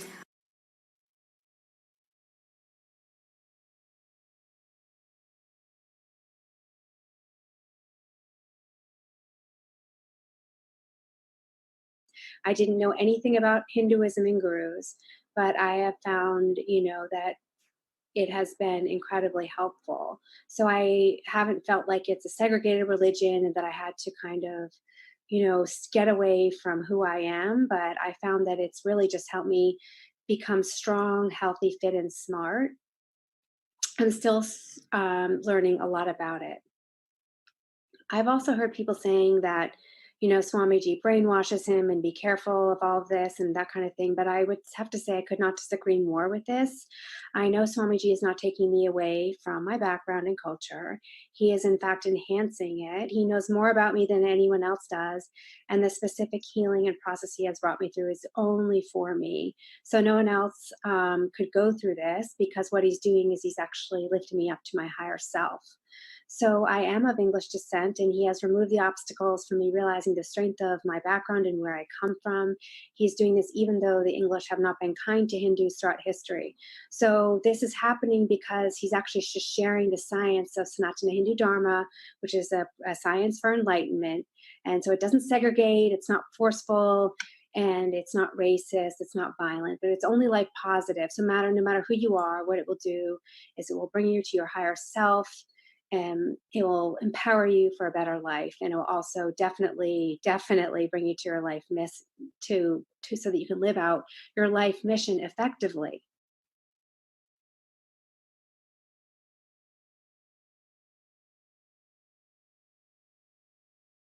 Yes, and also we had seen the health recovery results of from before inner awakening and after inner awakening, how literally more than 50%, more than even 60% of participants had seen recovery in various different aspects of their life, including if they had been suffering before from depression or anxiety, or if they had been suffering from chronic fatigue, or if they've been suffering from even arthritis in various stages, from high blood pressure, from diabetes, every single everyday ailment that we have in our normal lives, the Supreme Pontiff of Hinduism, just through the Inner Awakening program, we had seen the results just in 121-day span of living in the presence of the incarnation of Paramashiva.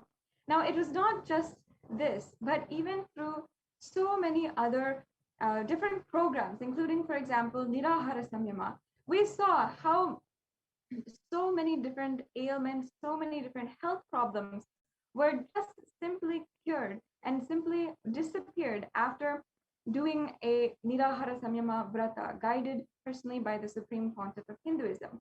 How so many different different blessings from the Supreme Pontiff of Hinduism has literally broken through the patterns of suffering and pain in so many different people's lives, the lives of millions across the world.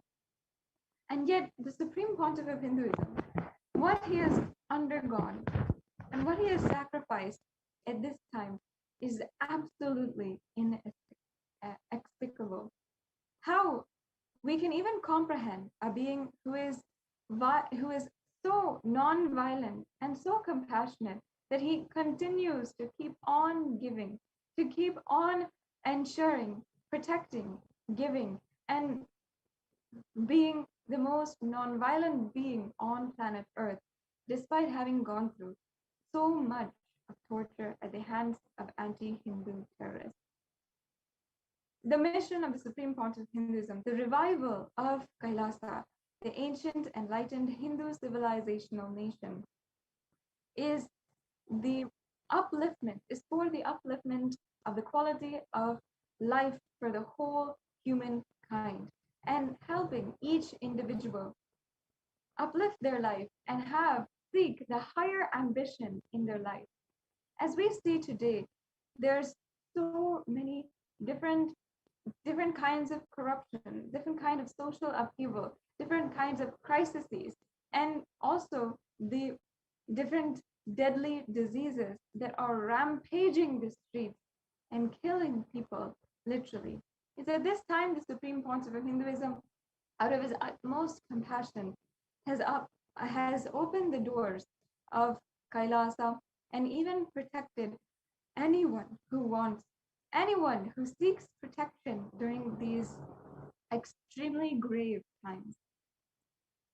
The amount of effort the Swamiji has been doing in just ensuring that all services are being provided through the Kailasa COVID care centers, whether it is having the full spiritual morning routine for all of the residents of Adi Kailasa Sarvagnapitam, and uplifting each one, ensuring their day, their consciousness is fulfilled, and any source of pandemic fatigue, tiredness and boredom, depression and stress is addressed on the first thing in the morning every single day, or providing a beautiful meal, vegetarian, nutritious meal 3 times a day, as well as any different kinds of supplements needed for each and every individual, as well as providing the Ayurvedic supplements needed to boost one's immunity and boost the health system. Whatever it is, the Supreme Pontiff of Hinduism has continuously been providing, sitting, and ensuring that these services are provided for the people who need it at this time. We're seeing so many grave circumstances which have been foretold time and time again. And even through the Devi Parashakti Akashic reading, the Supreme Pontiff of Hinduism is guiding the whole humanity at this time.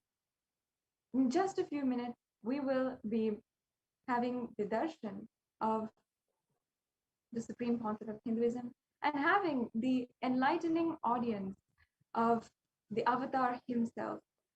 Let's take a few minutes to share this link, to share the news that the Supreme Pontiff of Hinduism will be himself gracing each and every one of us for the Nithyananda Satsang, and we can sit in his presence, imbibe the powerful cognitions as he continues to give us the divine revelations on conscious sovereignty, let's take a few minutes now and share with as many people as possible about the upcoming Nithyananda Satsang.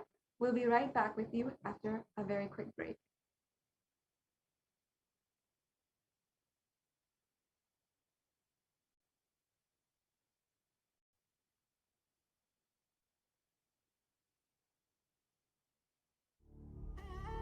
What I mean by the word Kailasa, listen intensely. Enlightenment ecosystem, literally enlightenment itself, in your own home, wherever you are. If you cannot come to Kailasa, it's okay. Kailasa can come to you.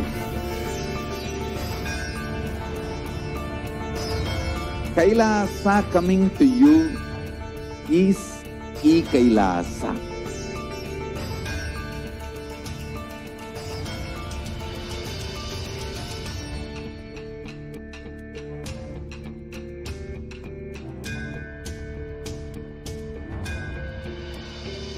I will revive Hinduism. I am a Hindu revivalist, not by any revolution, but by evolution.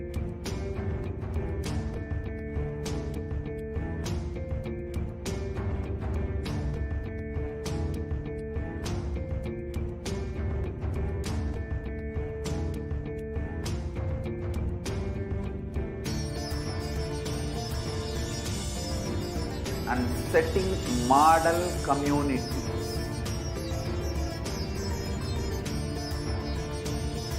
Kailasa, enlightenment ecosystems, Sarvanya Peethas all over the world.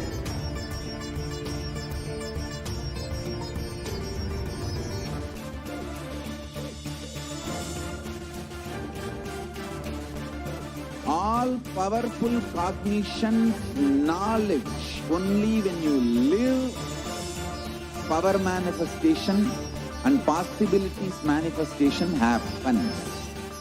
It's a fundamental truth.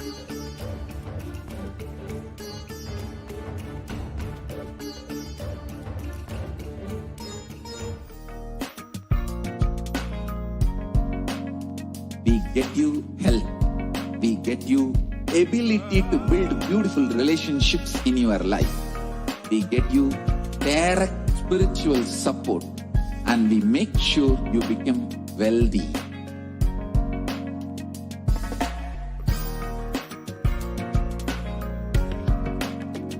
We won't stop giving you just good life. We will literally not stop till you live enlightened life. Manifesting the state of Paramashiva, space of Paramashiva, powers of Paramashiva, being of Paramashiva.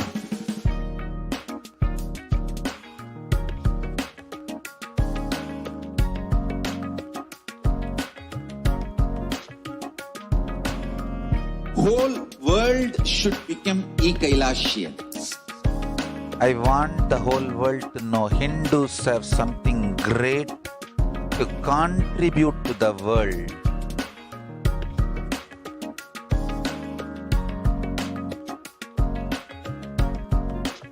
We have something great to contribute to the world. Let us do that.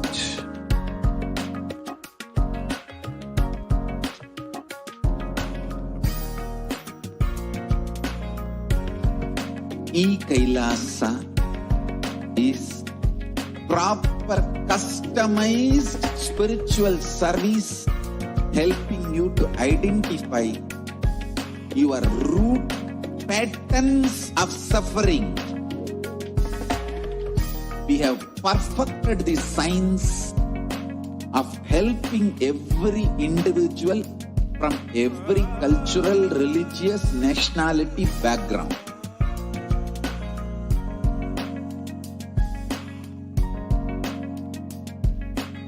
You will have lowest reactionary assumptions, highest awakened response, alive response for life continuously.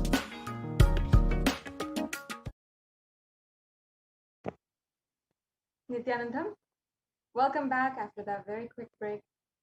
To all of the viewers, now it has come time for each and every one of us to get ready for the live satsang by the Supreme Pontiff of Hinduism.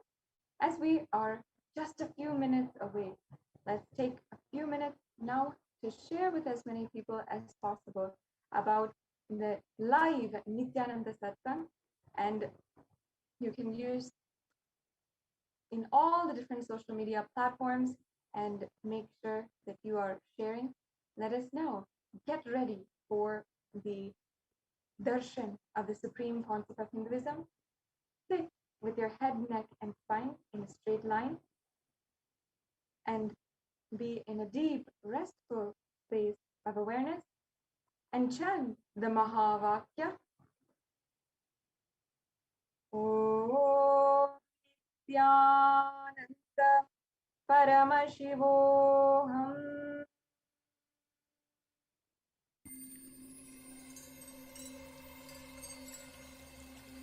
I welcome you all with my love and respect. Let you all open all your three eyes. Om Nithyananda Paramashivoham.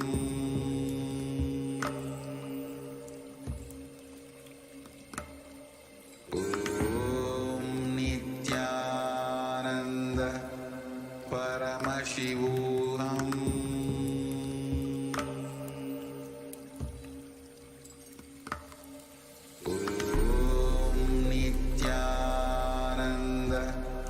Paramashivoham.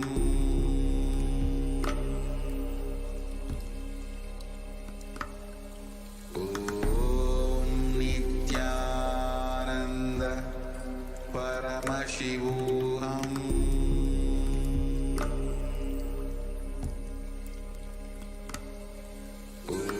Om Nithyananda Paramashivoham. Paramashivoham.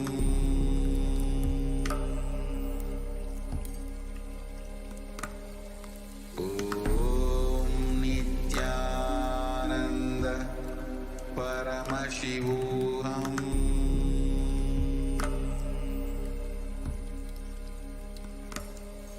Om Nithyananda Paramashivoham.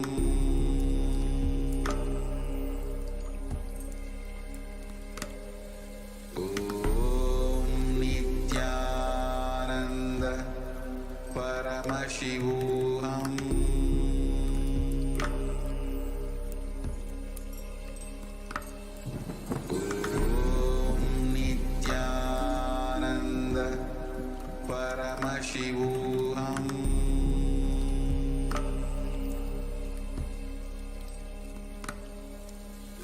Om Nithyananda Paramashivoham.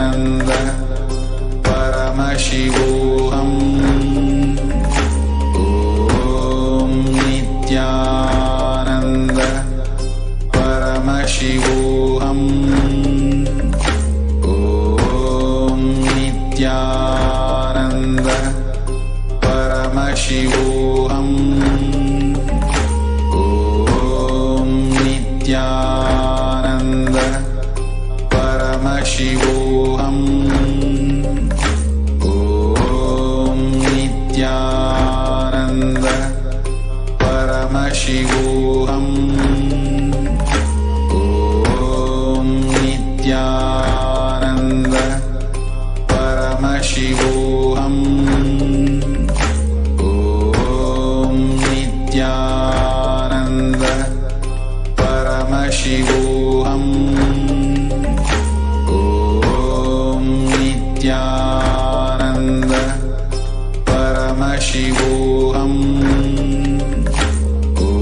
Om Nithyananda Paramashivoham. Om Nithyananda Paramashivoham. Om Nithyananda Paramashivoham. Om Nithyananda Paramashivoham. Om Nithyananda Paramashivoham. Om Nithyananda Paramashivoham. Om Nithyananda Paramashivoham. Om Nithyananda Paramashivoham. Om Nithyananda Paramashivoham. Om Nithyananda Paramashivoham.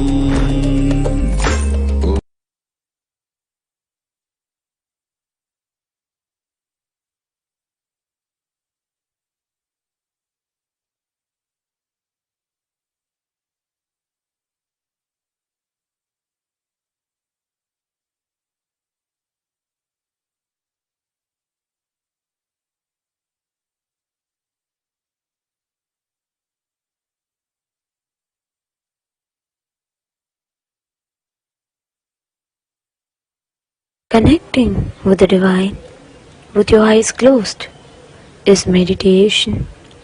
Connecting with the divine with your eyes open is darshan. Come, let us all now move from meditation to darshan. Slowly, very slowly, please open your eyes.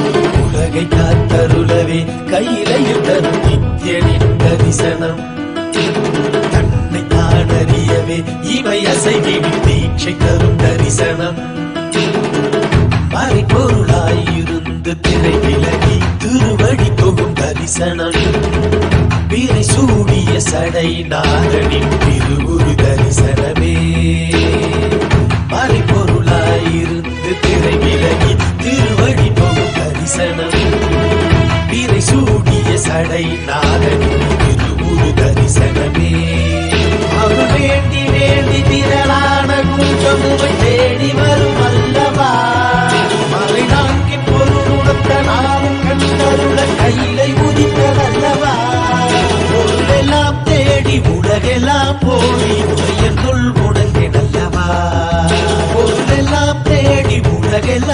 கோடி உடையனுள் உணர்ந்தேனல்லவா உலகை காத்தருளவே கையிலையில் தரும் நித்தியனின் தரிசனம் தன்னை தான் அறியவே இவை அசைவிடும் தீட்சை தரும் தரிசனம்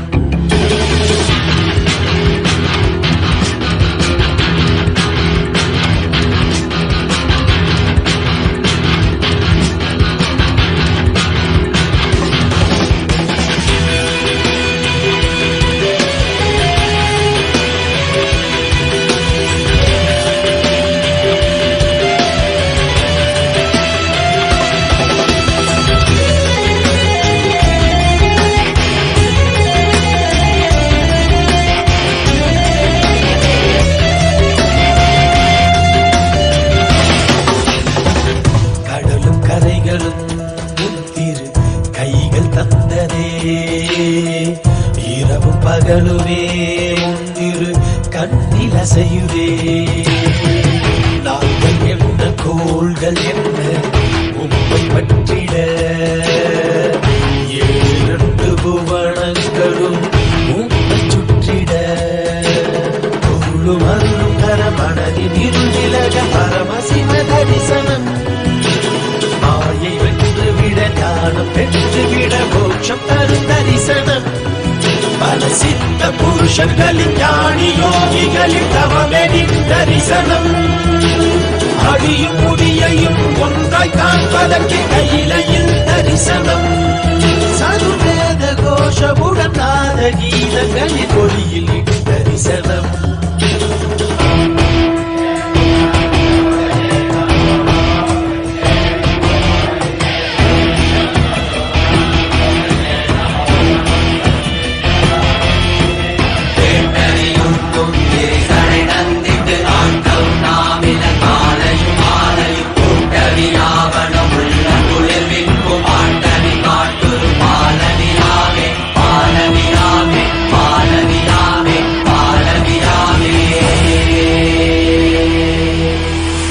அண்டம் தொட்டு பிண்டம் வரையிலும்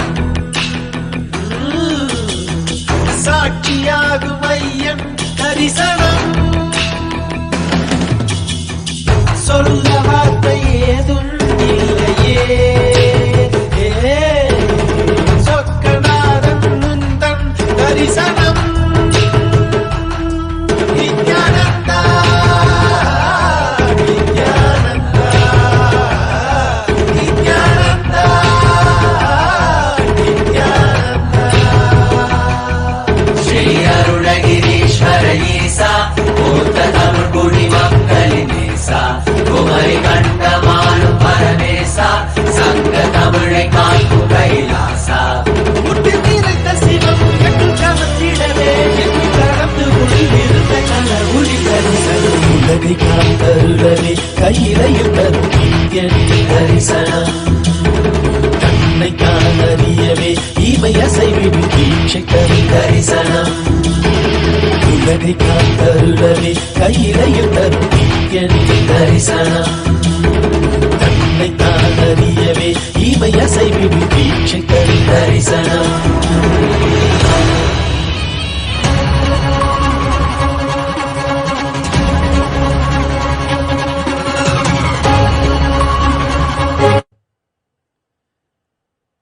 ॐ नित्यानन्देश्वर परमशिवसमारम्भाम् नित्यानन्देश्वरि पराशक्तिमध्यमाम् अस्मदाचार्यपर्यन्ताम् वन्दे गुरुपरम्पराम्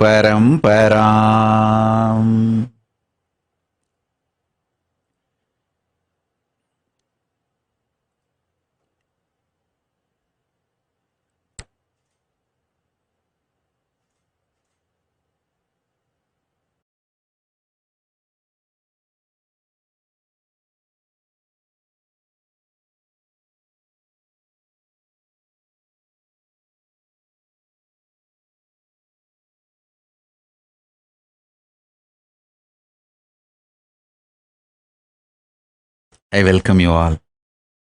with my love and respects. I welcome all the devotees, disciples, Samajis, Satsangis, Srimahans, Mahans, Tanidar Kotari, visitors, viewers, Sarvanyapita Yajamans, Kartas,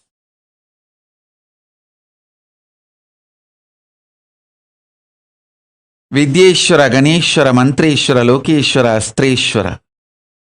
I welcome all of you with my love and blessings.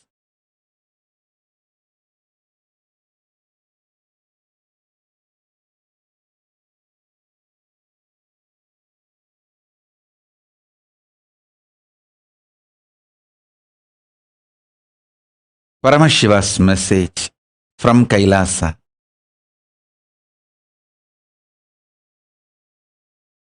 Listen. Physics of the conscious sovereignty is all about building body with a spiritual stamina to hold the conscious sovereignty and radiate the conscious sovereignty. Listen. I'm just filled with the Paramashiva space. The me I am experiencing in me is the cosmic me, the Paramashiva. And I also know the me you are experiencing in you right now is also part of that Paramashiva's me, cosmic me.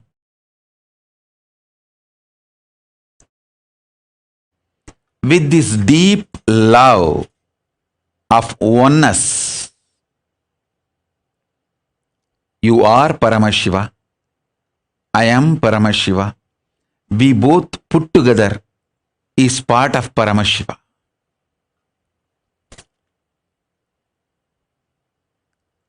He has filled me, awakened me, enlightened me, manifesting in me with that extreme joy, ecstasy I am sharing with you. Raw, naked truth as it is.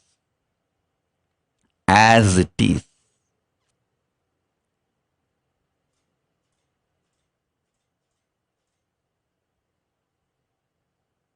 Listen.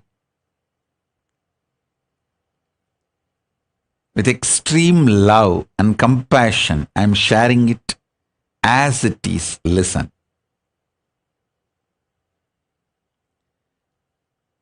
Spiritual stamina means your ability to cognize Paramashiva,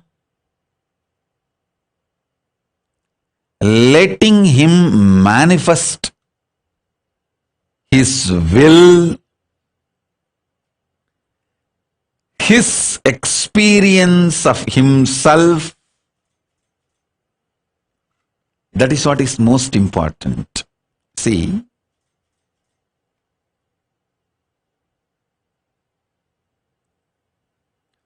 whoever decides to trust my introduction about me,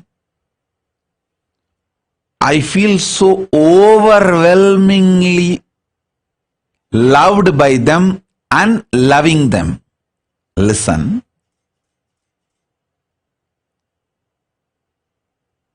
Love means whoever trusts your introduction of by yourself, about yourself, you simply love that person and that person simply loves you. Listen. When you trust Krishna's introduction about himself, who he is, how he is, how he feels about himself, Adityanam Aham Vishnu, how Krishna declares among the Adityas. So, he opens himself.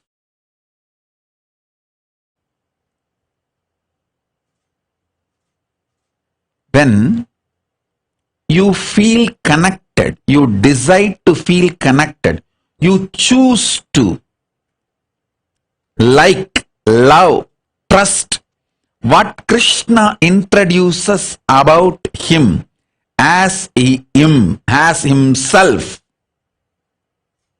When you decide to trust, simply Krishna consciousness manifests in you.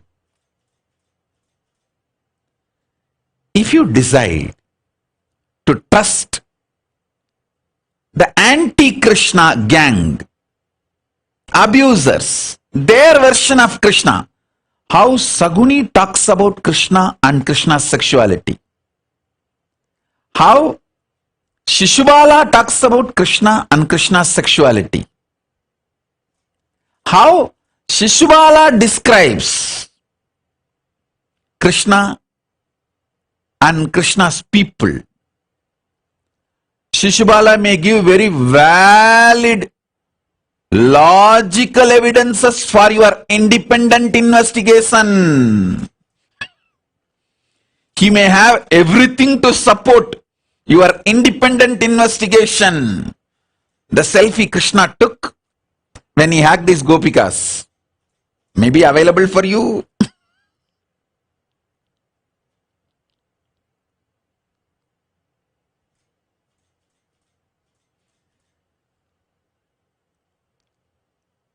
Whether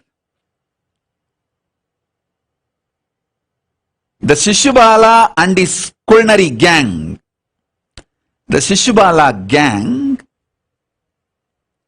is able to convince you or not able to convince you,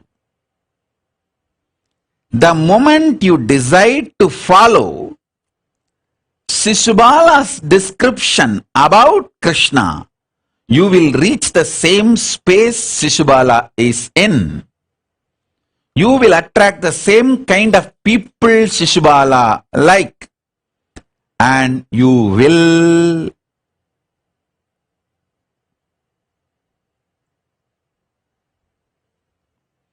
naturally be in Shishubala's gang and die, rot, destroy yourself. Listen. Whom you choose to trust, feel connected, you fall into that gang.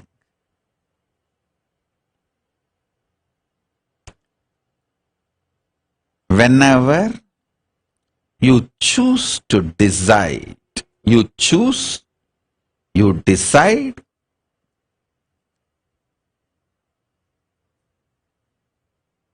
to listen about my introduction about me, my definition about me. You enjoy the space given to me by Paramashiva. Now I am introducing me. The me in me is manifestation of cosmic me, Paramashiva Paramburul. It has realized the me in you is also part of Paramashiva. Listen. So sit sincerely with the decision, you, me, both are part of Paramashiva, and that Paramashiva is awakened in me, and now giving this satsang and Shaktipada, Shaktinipada to awaken Paramashiva in you. That's all.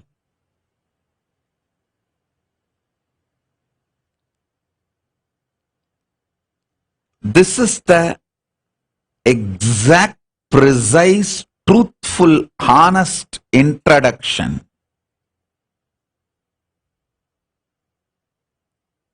of what is happening now as me, as you, as cosmic Paramashiva. So understand, sit with this cognition, whatever I am talking will become reality in you. Whatever I am revealing will become reality in you. So first thing, physics of conscious sovereignty. Conscious sovereignty is the ultimate of life. Physics of conscious sovereignty is building a body with a spiritual stamina.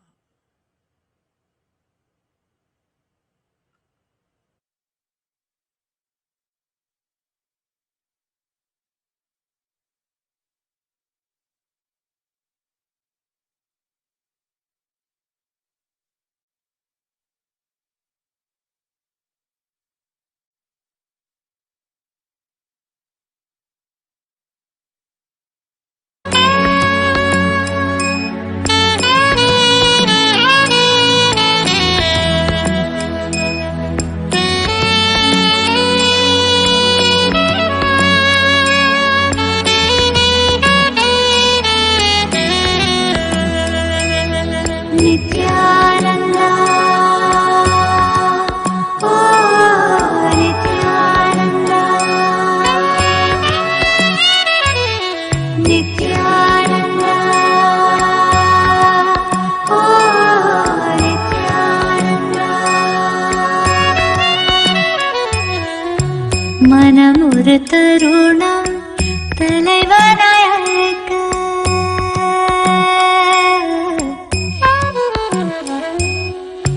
மனம் ஒரு தருணம் தலைவனாய் அழைக்க கருணையில் நித்யன் கருணையில் இறங்கினார் மனம் ஒரு தருணம் தலைவனாய் அழைக்க கருணையில் நித்யன் கருணையில் இறங்கினார் அகமதன் இருளை க்ஷணமது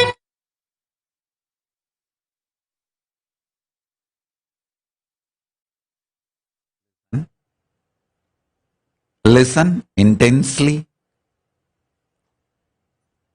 Listen carefully, deeply. Every word now I utter can become your realization, your experience. So listen. Building a body with a conscious stamina. Actually, building a body with a spiritual stamina, conscious stamina, is very easy job. Too easy. I can give you just some 10-15 simple tips.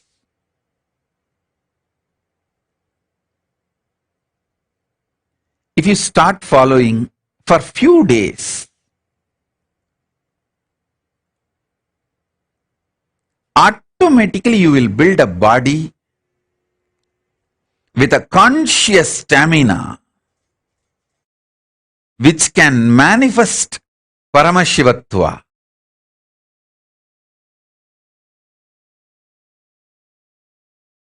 Because my gurus have done it for me. I know the precise methodology. Without wasting much time, I can teach you. Many instructions, tips I would have given you. Please add castor oil in your food every day, at least 1 teaspoon. See, don't add too much castor oil, then you may feel dehydrated, tired. At least 1 or 2 teaspoon per day or per meal. See, if you are taking only 1 meal a day, then go for just 1 teaspoon, not more than that. So based on the food intake, choose. These are 2 simple instructions. It's not something very difficult, complicated, very simple. Vegetarian lifestyle, what I claim, that Shaivite lifestyle, most easiest lazy man's method to build a conscious sovereignty spiritual body. Listen. Conscious sovereign space, the conscious sovereignty space, that stamina, body with that stamina.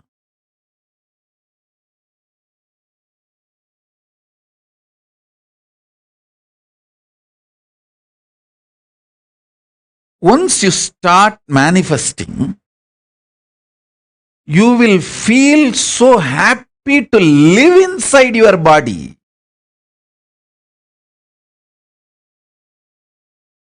I'll give you 2 simple instructions and few truths to build the physics.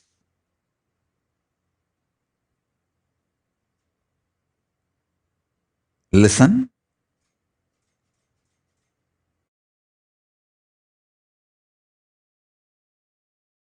Physics of the conscious sovereignty is building strong physical body with a spiritual stamina that starts manifesting the right physics, everything you need for manifesting conscious stamina. I tell you, I can give you 1 or 2 examples. When you start having spiritual stamina, conscious stamina, you will carry such an amazing space. Anyone can ask anything.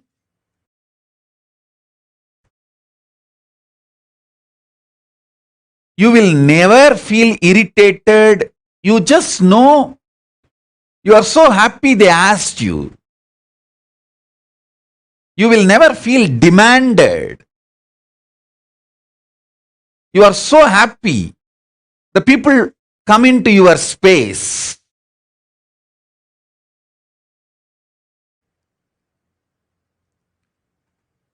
More and more people you enjoy in your space, more and more you are a successful being. Because you know your pure space never gets trampled by even millions of people entering into your space.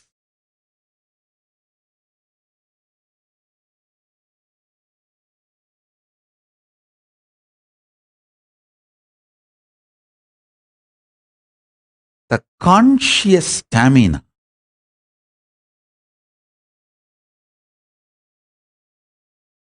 triggers, snowballs, initiates thousands of good things in your life. I tell you, 1 teaspoon castor oil can keep you in a pleasant mood 24 hours. Don't take my words casually. I am very serious. If you start doing it, you will understand. If you start doing it, you will understand. Within 6 months, you will understand.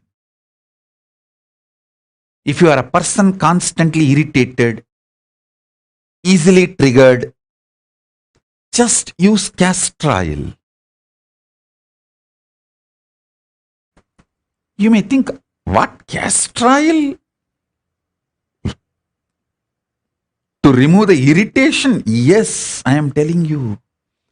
Castor oil will remove the parasites sitting inside your stomach, which triggers irritation continuously. The castor oil and parasites are anti. They don't like each other. And I tell you, I am a Dhyana Siddha by birth. By birth, master in Nirvikalpa Samadhi, because even while entering into the body, I carried my Nirvikalpa Samadhi. Within the space of Nirvikalpa Samadhi only, I even assumed this body. Even I had once a difficulty in Tiruvannamalai during the Deepam festival. The roadside, the gulfi ice, people will come and sell gulfi ice. In those days, the gulfi ice will not be available regularly in Tiruvannamalai, only during the festival times, big festival times it will be available.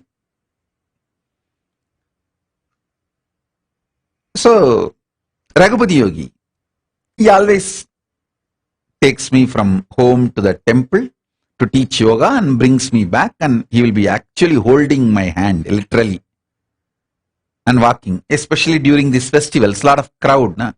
So he will hold my hand and walk. The gulfi ice guys, they will have a bell in their cycle, tricycle, and sell the gulfi ice. I was listening to that bell. That bell was very nice sound. I was looking at the bell and listening. Raghupati Yogi thought that I want that ice cream, that's why I am looking at that tricycle. He asked, you want to eat that gulfi ice? I neither said yes nor said no, because there was no interest in that ice cream, because I never tasted it and I don't know what it is. And I was only listening to that bell, very nice sound. I did not say yes or no, but he thought maybe I want, but I am feeling a little shy to ask him. So he told, Varakane sapla. He gave me, he bought and gave one ice, and when I ate, I really enjoyed. It was very tasty. The way I ate itself, he understood, I enjoyed, so he got one more. I enjoyed that also. Until the second one, I did not ask. The third one, I myself said, get one more. Then he started laughing. He said,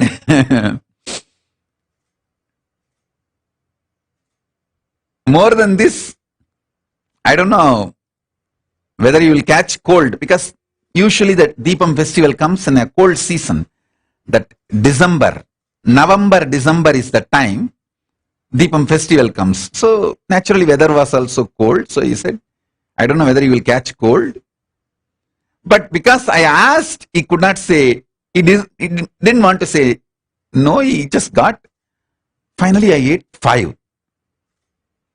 And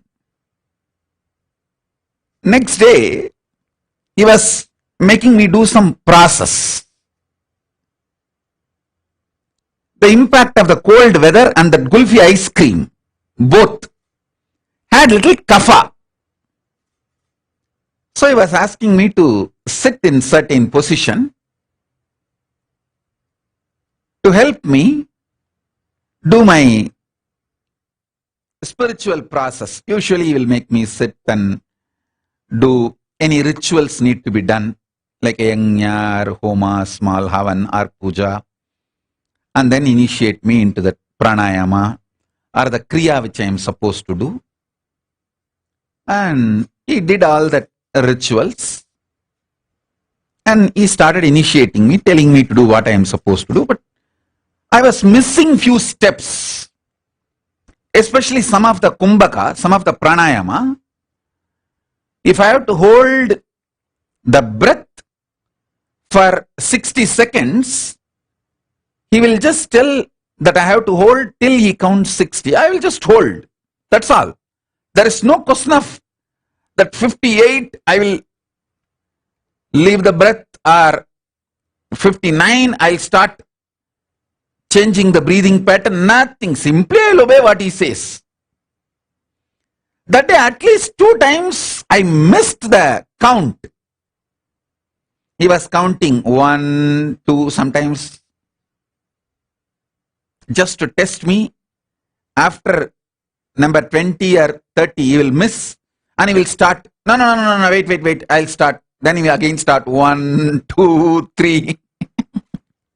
He's an amazing, extremely loving, patient guru.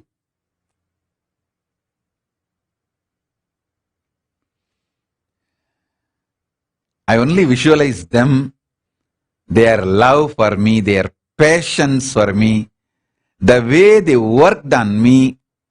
Whenever I need to work with my kids, this is what exactly I remember. I just hold them in my inner space. That is why I keep all their photographs. And I want all the ashrams to keep all their photographs just for the amount of tyaga they have done. And he was counting, but 2-3 times I missed that pranayama count.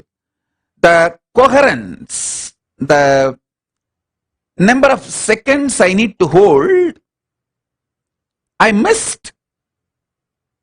Before he completed the number, I released the breath. I changed the flow of the breath. He understood that kapha is inside. 5 gulfi ice cream, that kapha is inside. And he just got the karsalangani leaf, and a few leaves, and put it in his thumb and put it on my upper palate. Nicely started rubbing with his thumb. The whole pitta and kapha came out through all the 5 holes. 2 eyes, nose, mouth, and through the ears. Through the ears, it won't come like a liquid or solid. It will come like a sound, air. The whole pitta came out. Kapha came out. Then he made me sit.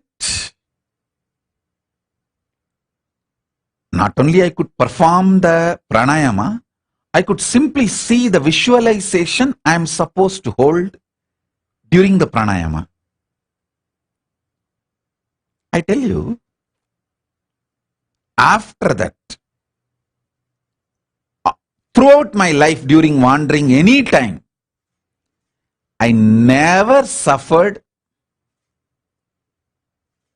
never took any allopathy medicine for cough or cold, kapha or pitta. Please understand.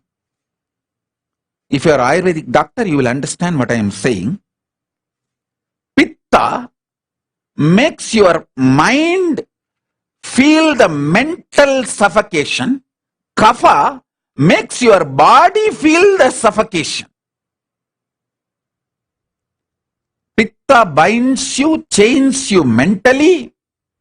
Kapha binds you, chains you physically.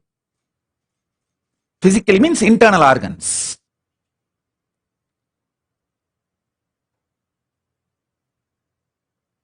After this one understanding, of course, even now I don't enjoy ice cream. Rarely, if the disciples want to eat, to give company, if needed, sometimes I take, but there is no liking for the ice cream or any food. That is different.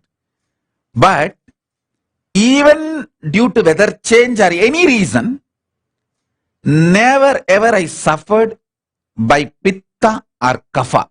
I want to tell you all, so much of suffering you all go through in your life due to pitta and kapha and not even know that it is because of pitta and kapha. See, when you feel the suffocation inside your internal organs due to kapha, you scream at everyone. When you suffer the pitta, even you are not sure about your future. Please understand. See, after that many times I used to do the same. I'll make that karsalangani either as a paste or a powder or some form, just leaf or kalvathila vechi arachi. It means, kalvam is a stone, small stone, on that if you keep the leaf and put little water and make it like a paste. In some form, I'll apply it on my thumb and put it on the palate, upper palate. So the whole pitta and kapha will come out. Listen carefully. It's very important. Because the pitta and kapha is cleansed again and again, not only I never suffered the cough, cold and its impact, I always felt very stable about myself and my future decision. Listen carefully. Your pitta is responsible for making you doubt about yourself and about your future. See, many times you feel insecure. Oh, if I take sannyas, will I be happy in Kailasa? If I take up this commitment, will I be happy in my life? Not being sure about yourself, you destroy your life so much.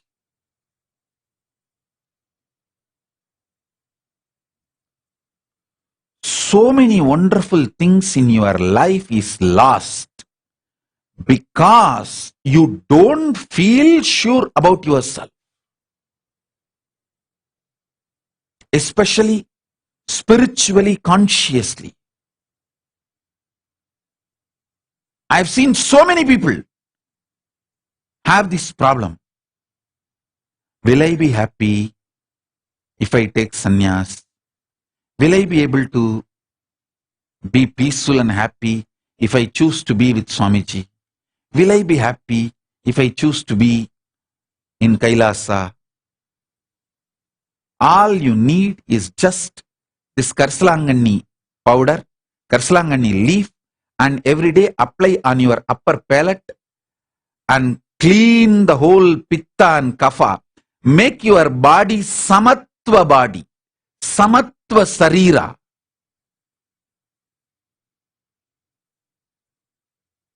I tell you,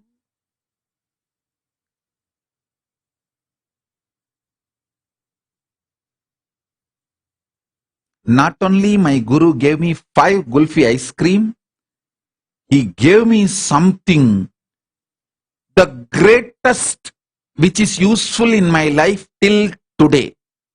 That is using karsalangani and taking out all the pitta and kapha and making me balanced. Listen, whenever your internal organs are strong, your breathing becomes strong. Strong breathing builds a strong internal organs, strong body. Very easily you will build strong muscles.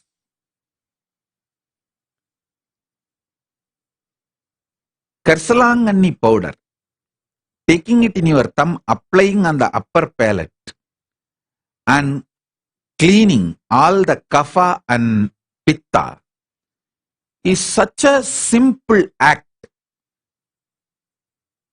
It's not at all difficult. Karsalangani is available even in Amazon nowadays. That powder. And it's available in every village home. In India, in every village, you will see Karsalangani, Ponnangani, Murungakira. Add all this stuff in your life every day. Karsalangani, Ponnangani, Thooduvala, Murungakira. Just the simple instruction. I tell you, strong internal organs, when the kapha is cleansed, you get the stamina in your breathing, strong breathing. When pitta is cleansed, you get the strong visualization. You will not have doubt about yourself. When sometimes people tell me, Swamiji, I can't handle, I don't know how to care about how to carry on with my life. I feel like I may have a mental breakdown. This problem is because of the pitta. If you ever had the feeling, oh, I may have a mental breakdown, I cannot handle this, I'm feeling suffocated. If you had this problem, your problem is simply pitta, nothing else. Apply Karsalangani on your upper palate. Clean your pitta. You will have so much confidence about you.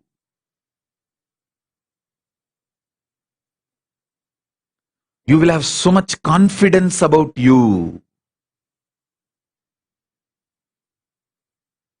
I tell you.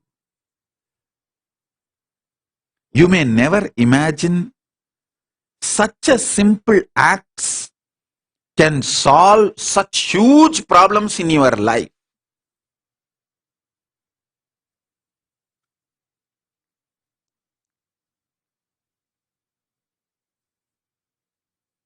You don't even need to do this cleaning the pitta and kapha every day. But actually, if you start using, you may really enjoy it and you may start doing every day. If you start doing every day, great. But even if you do 3 times a day, 4 times a day,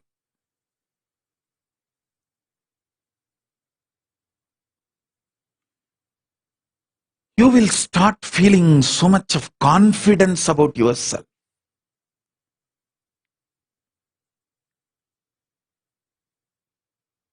You will be so sure of you. Yes, I can handle life. See,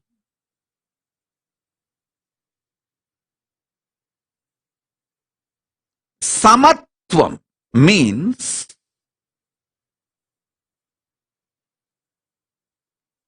at any situation of my life, I am only going to decide everything as per dharma, and same way I will live and leave the body with the same dharma. If needed, I will take another one body, continue to strengthen my dharma till I reach moksha. Over.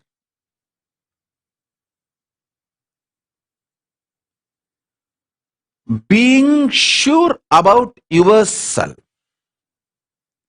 adapting dharma as the strategy for life.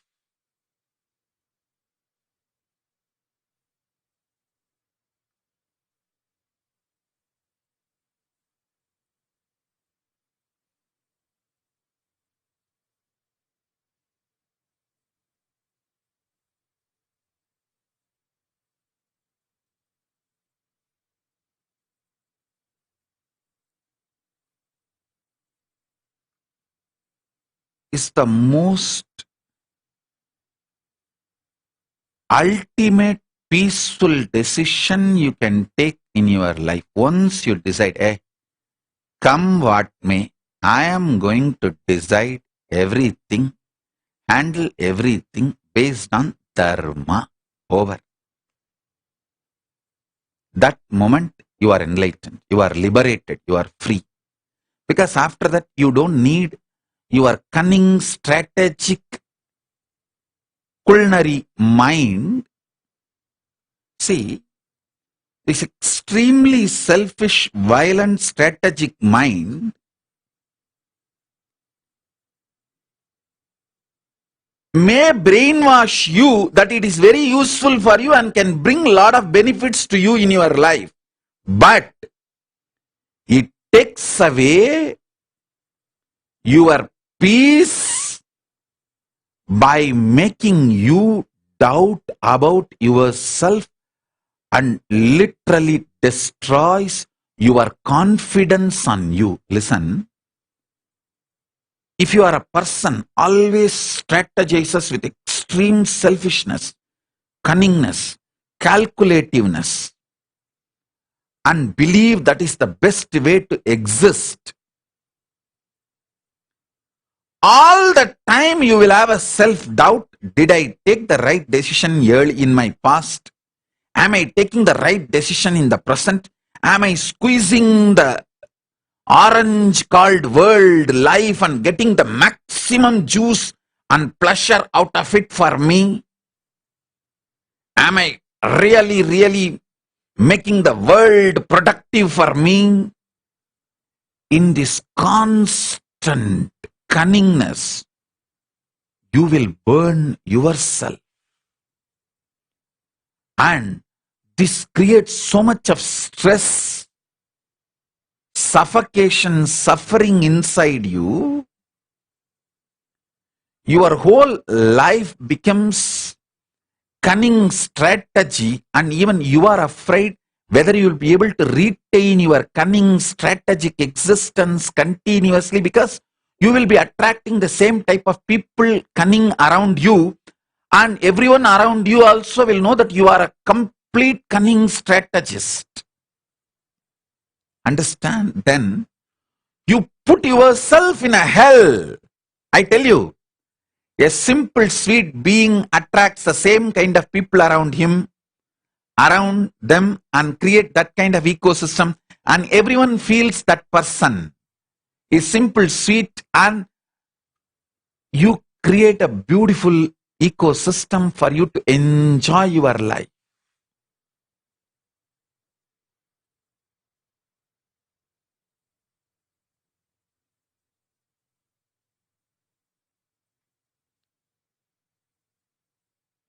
I tell you,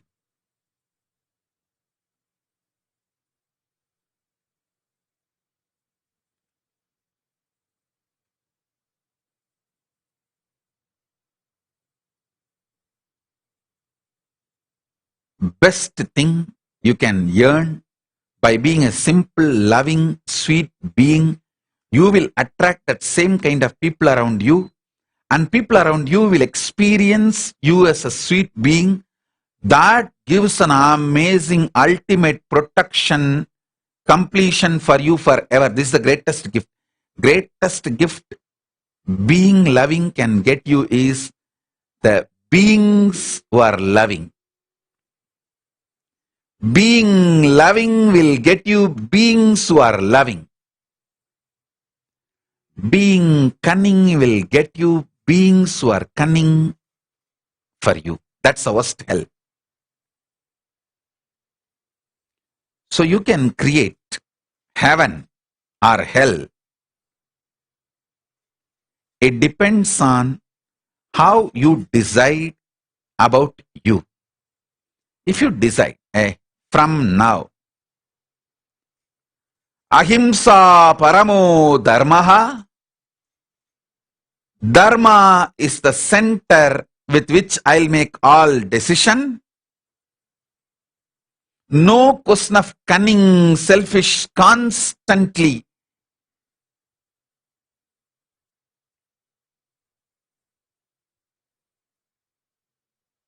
exploiting strategies, because those strategies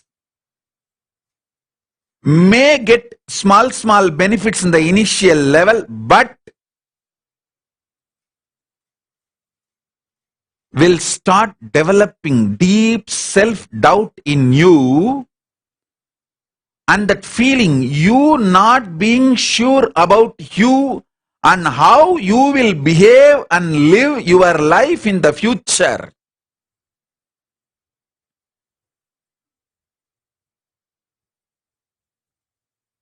And finally, it will lead to implosion. You collapsing internally.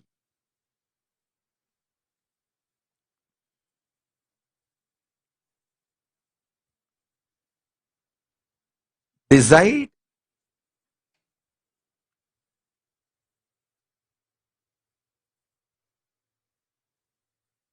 Swalpamapyasya dharmasya trayate mahato bhayat. Krishna says, even if you practice what I am teaching a little bit, problems of mountain size will be destroyed. Even if you follow the Guru Vak little bit, tons of problems will be destroyed, which is even unknown to you. See, the best thing is when you follow the Guru Vak, simple instructions, the greater problems just disappear. They don't even show up in front of you. You may not even know how many problems you avoided, you escaped. Just this one Karsalangani, cleaning the Vada and Kapha and Pitta. How much I became sure about me. See, when the Kapha and Pitta is balanced, you don't feel suffocated mentally or physically in your internal organs. So you will always take very dharmic decisions. Not irritated, agitated,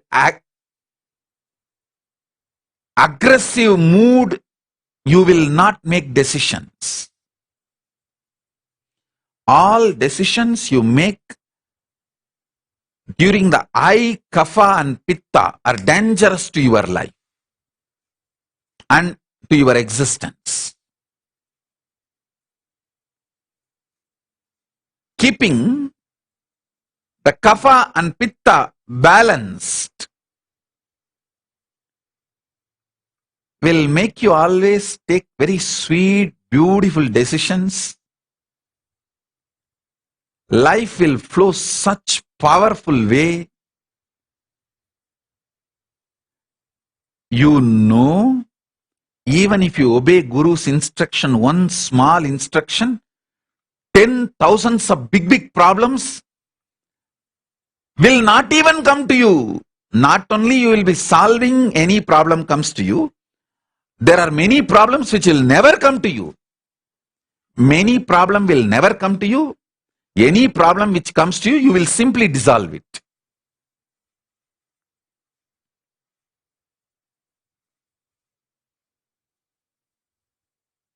That is why even now I have the habit. I will not calculate my Guru Vaks to the direct benefit it brings. See, if I calculate, if I apply Karsalangani on my upper palate and remove the Vada, Pitta, the Kapha and Pitta and Kapha, I will not catch cold. I can breathe freely. If I calculate and make the logical decision, only when I have a cough, cold, I will practice and I will have the benefit.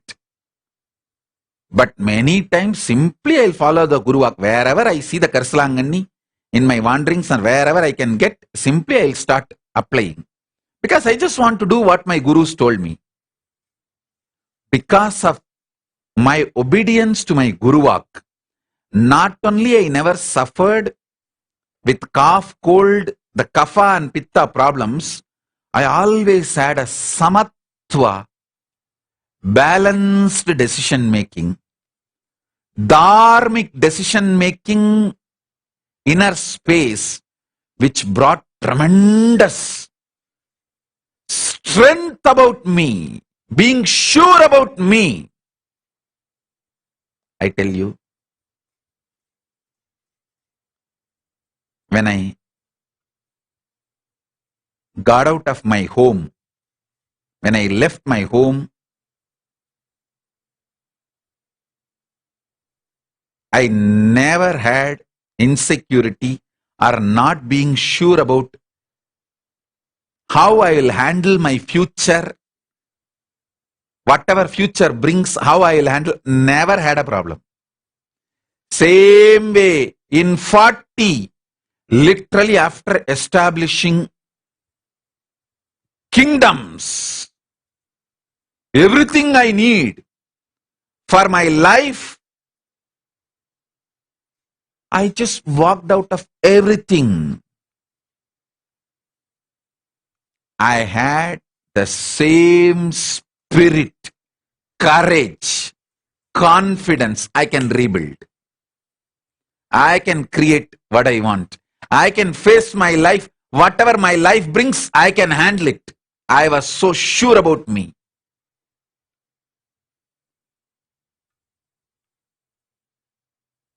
Me being sure about my ability to handle the future, whatever future may bring, that is what I call my Shraddha towards my Guru Parampara. Hey, I will obey my Guru Vak. Come what may, I have the confidence to face it. That's all was my inner space.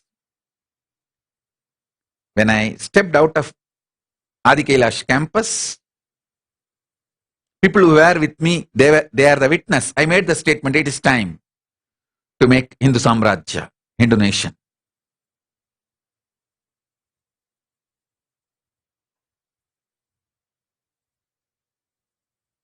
I just know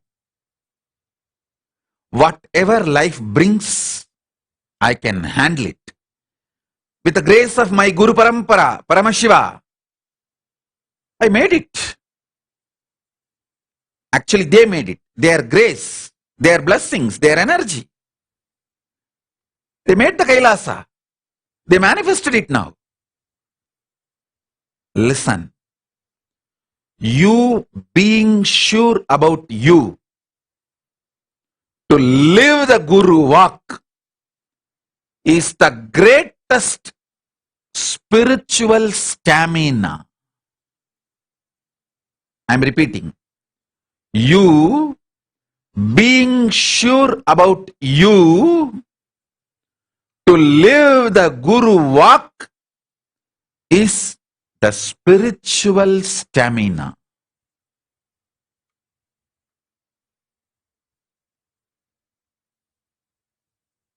Castor oil, applying Karsalangani every day with your thumb on the upper palate and cleaning the pitta and kapha.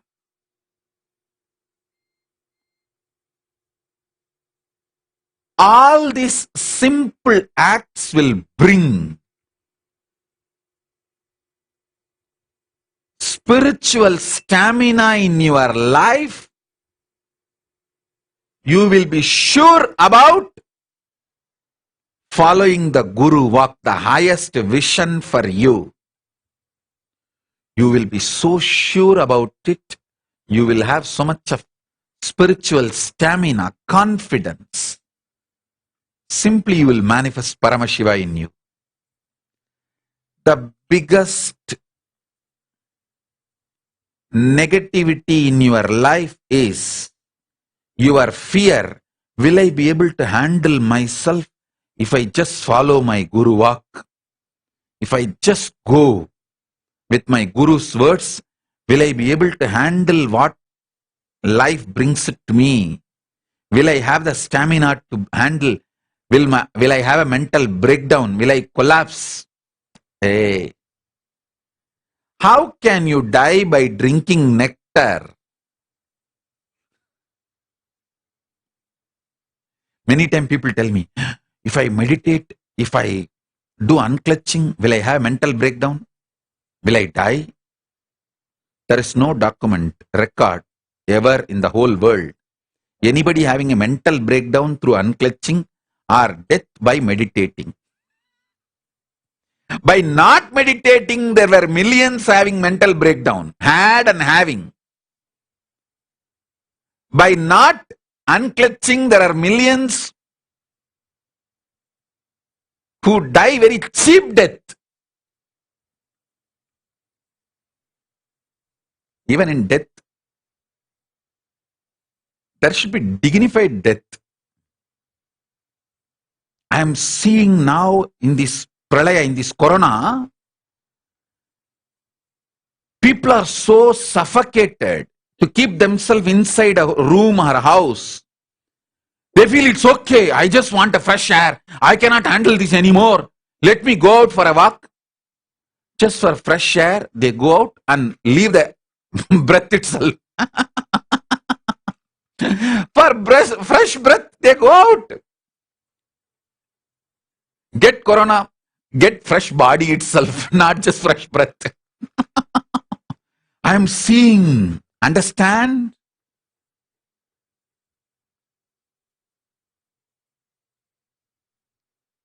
Now the next level variants of corona. Corona plus, Delta plus and Lambda corona. All these are not only highly infectious, high death rate.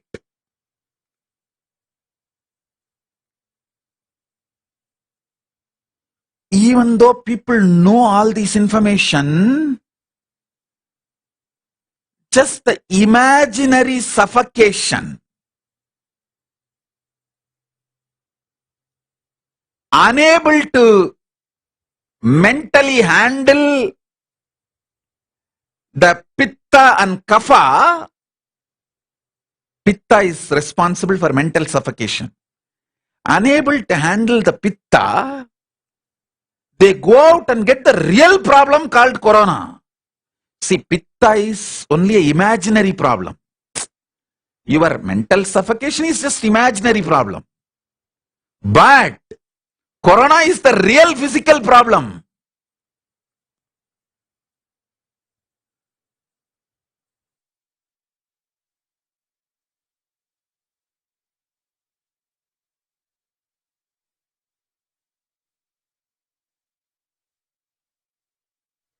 Listen.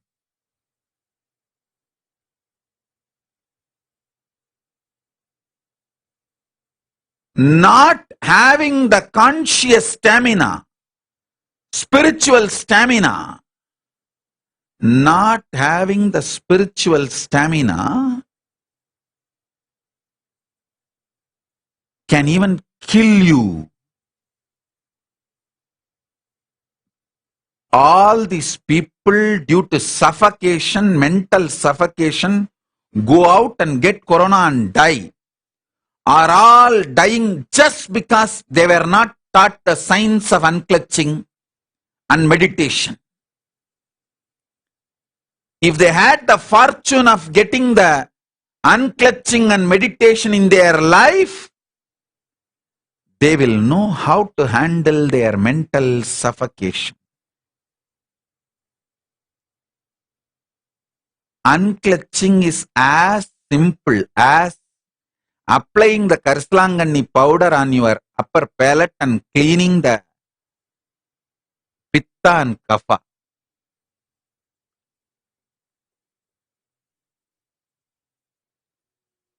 Many people are asking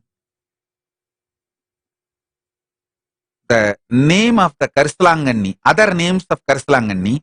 I know only these two names, Karsalanganni and Bringaraj. I don't know the English technical name. Maybe you guys can Google Karsalanganni and Bringaraj. These two are the names I know of the leaf I am talking about, the herb I am talking about. So now listen.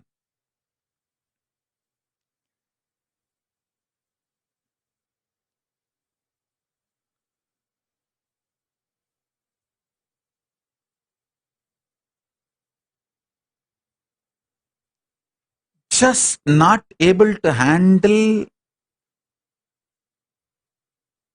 your suffocation.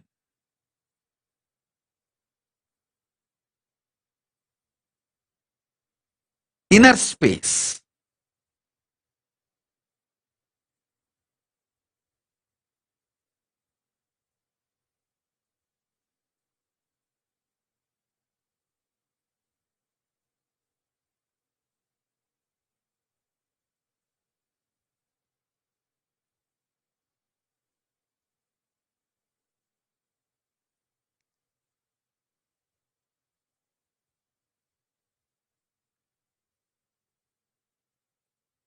You getting the real problem, like real corona, criminal negligence becoming crime itself. See, you not able to handle your suffocation, your pitta, all this is criminal negligence. Finally, it becomes crime itself when you get the corona. So I want to give one more information. The Karsalanganni is also called false daisy. False daisy is an English word used for Karsalanganni, Bringaraj. Actually, it should be named as a true daisy. I don't know why they named it as a false daisy. Anyhow, that is the word in use. Okay. Listen.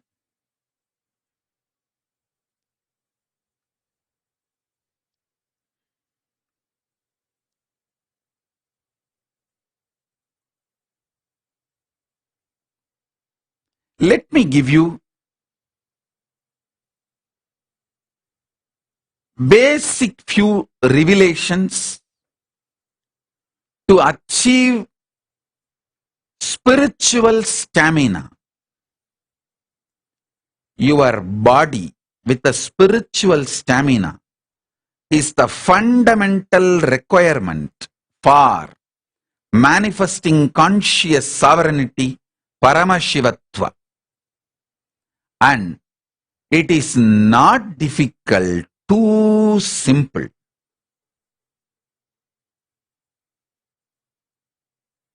As I said, just applying Karsalanganni and cleaning the pitta and kapha has made me feel so secure about me, sure about me, and my ability to handle come what may.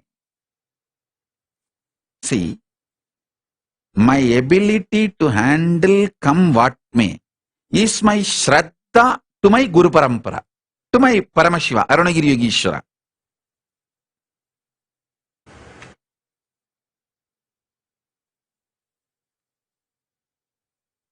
You can see how they initiated the virtuous circle in me. I simply obey their words, and that brings so much of benefits. So that makes me so sure about my future. And that is what is the trust on my Guru Parampara. So the love feeds trust, trust feeds love, love feeds more trust feeds more love. That just becomes such powerful virtuous circle and becomes enlightenment, oneness, Paramadvaita. That's all. That's all.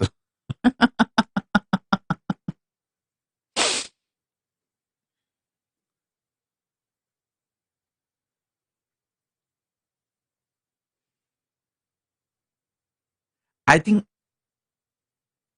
getting into that virtuous circle is what is the conscious stamina,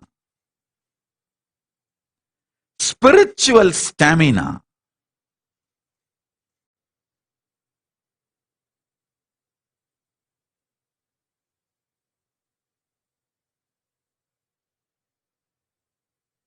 Listen carefully.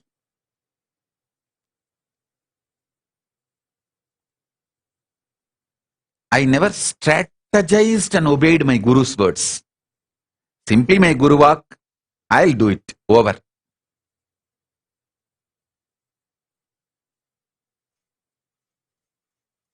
Even now I am seeing many people are trying to say, oh, Corona is settled, it is not that bad. Be very clear, it is not settled. Now all these people moving around freely in the market. The other day I saw in the media, the news, so much crowd in that Chennai shopping street, Ranganathan street or the T Nagar. Like a festival, Utsava, Deepavali. Oh God. Dress is so important than life. Or are they buying dresses to dress up when they are dead? I don't know. I don't know why the dress and jewels are so important than life itself. I could not understand. See, people going to food to get groceries, at least that I can tolerate. Because without food they will die. They can't be without food. But people going for clothes, jewels, other things, I just don't know what to say. And I am telling you, the social setup of India is going to terribly fail Indians in this Corona time. When I say India, it's not just the India, Pakistan, Bangladesh, that same mental setup countries, Malaysia, Nepal, everywhere, this collective integrity missing. See, they don't care about others dying by they spreading the corona. They don't care about the mask. They don't care about people. Sometimes when people get corona, they get so vengeful. They go and spread also without telling. Please listen. Listen carefully. With Paramashiva's grace, directly Paramashiva himself manifesting with so much effort. I saved Jyotika. She is alive. She is not dead. She is saved. But still she has not recovered completely. She has not recovered completely. Still I am not able, I am working. Still she has not become completely healthy.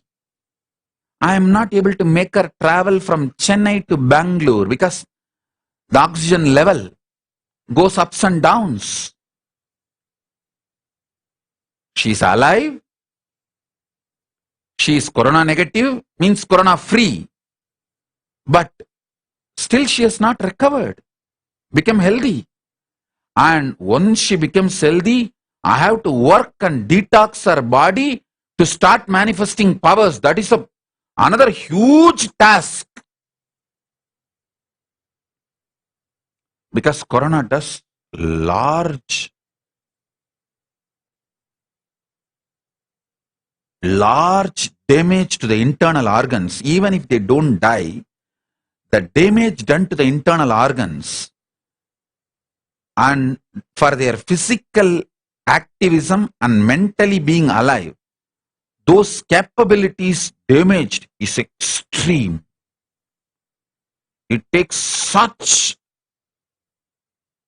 huge effort to recover them and retrieve them and completely bring them back to normal. Literally like a conscious blanket, I surrounded her. Of course, few more of my disciples who got corona, literally I was sitting in samadhi and surrounding them as conscious blanket, protecting them, recovering, healing them. It's like a literally conscious ventilator, the spiritual super ventilator protection. Even with that, I could only save them. They are alive, but yet to recover completely. Understand the corona and its impact. Don't take it light. And especially in India, people freely moving around does not mean corona is over. Actually, the people freely moving around, they are inviting the third wave corona quickly. And the worst thing with the third wave corona is it is going to be the Delta plus and Lambda. The worst viruses. The viruses.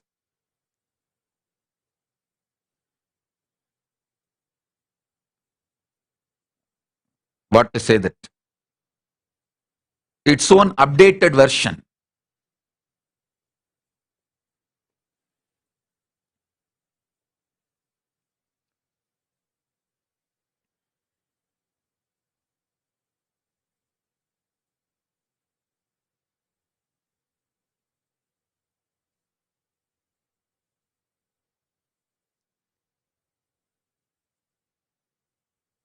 I don't want to make further statements about corona. I only want all my disciples who obey me, just stay home, stay safe, have multi-layer quarantine in your home. If you cannot, go to Adi Kailash and save yourself before it becomes too late.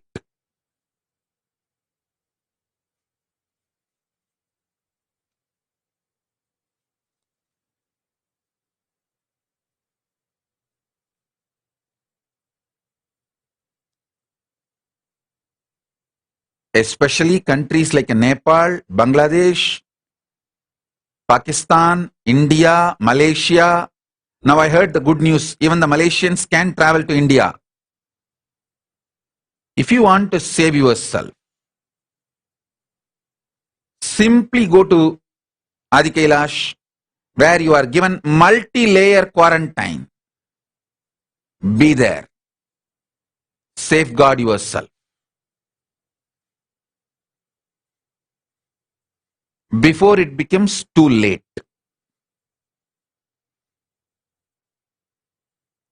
Multi-layer quarantine is too important.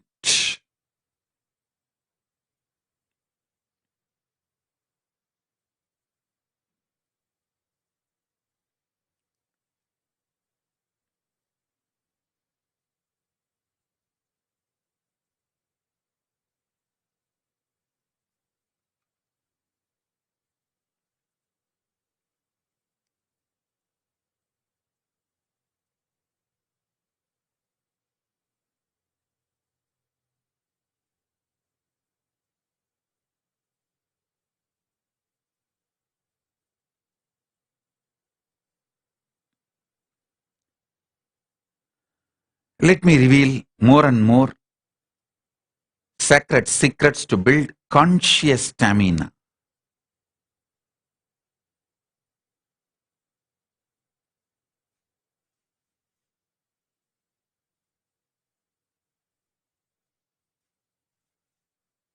Have haritaki, tudubale, murunga leaf in your food regularly.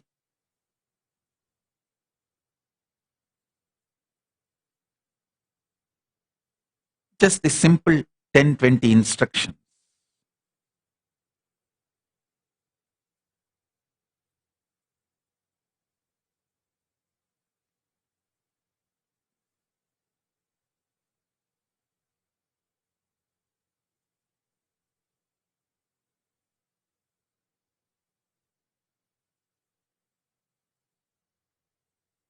I can put it elaborately and share it with you all.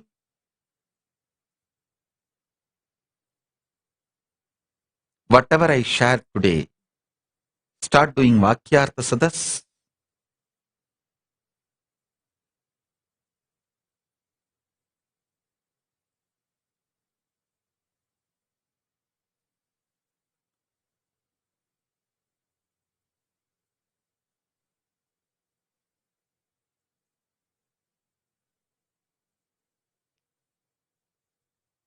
The speed with which people are coming out and moving around,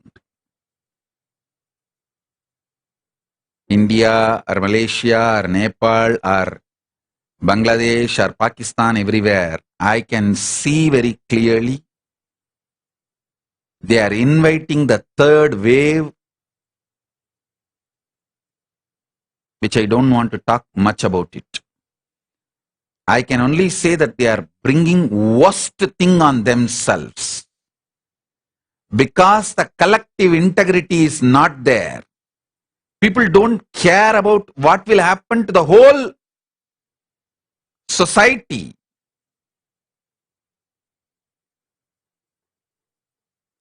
See, people think, oh, what is there if few people get corona and they go to hospital, and it is not that easy, that simple. When the medical infrastructure is broken, failing by overload, so many other things are broken, failing due to overload. Social infrastructure, administration infrastructure, judicial everything gets overloaded.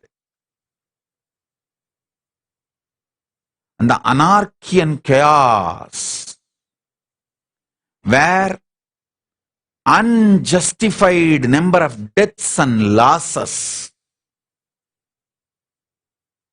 and no value for life.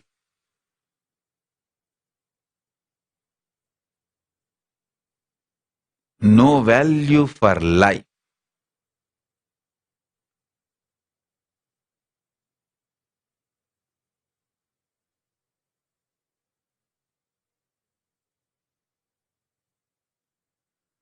Don't listen to anybody's opinion about corona. Just protect yourself with multi-layer quarantine. That's all. Just protect yourself with multi-layer quarantine.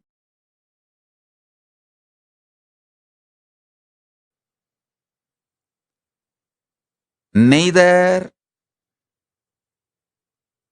get constipated by conspiracy theories, nor get cheated by this positive idea Bhagwas. Just have multi-layer quarantine and protect yourself before it is too late.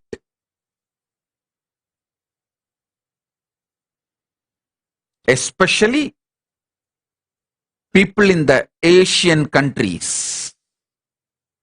In US, the society structure itself is a quarantine structure. Nobody comes to your home that without invitation or freely, easily. In India, anyone will walk into any house. That is the way social structure is.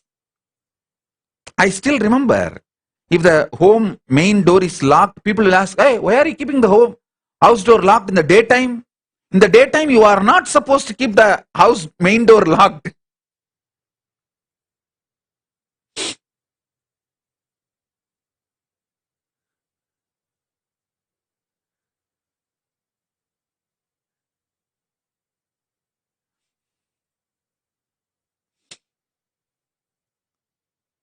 So if you have any relatives, friends, especially all my disciples all over the world, my Adinavasis, my Gurukul kids, my Sannyasis, my Brahmacharis, my Brahmacharinis, all of you listen. I am talking to you directly. If you have your family, if you have your friends, if you have any important people you need to protect, either get them out of Asian countries, India, Bangladesh, Malaysia, Nepal, Pakistan, all that, Indonesia, that area, Malaysian countries, get them out. Or get them to Adi Kailash, where they can have multi-layer quarantine. Do one in these two.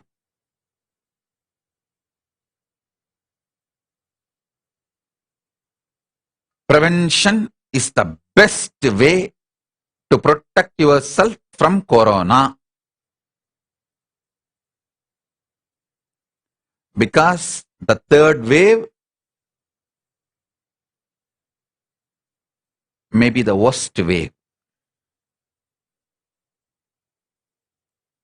The death rate is too high. Delta plus and lambda corona, these are too high death rate. Infection rate, the way they spread, before even you realize or go to hospital, the person is killed. The person is dead.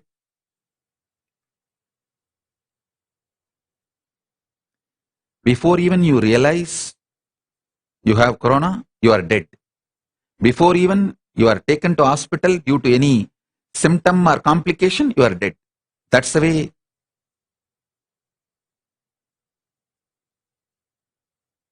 it is going. So, the social structure of India is going to fail Indians during this pandemic.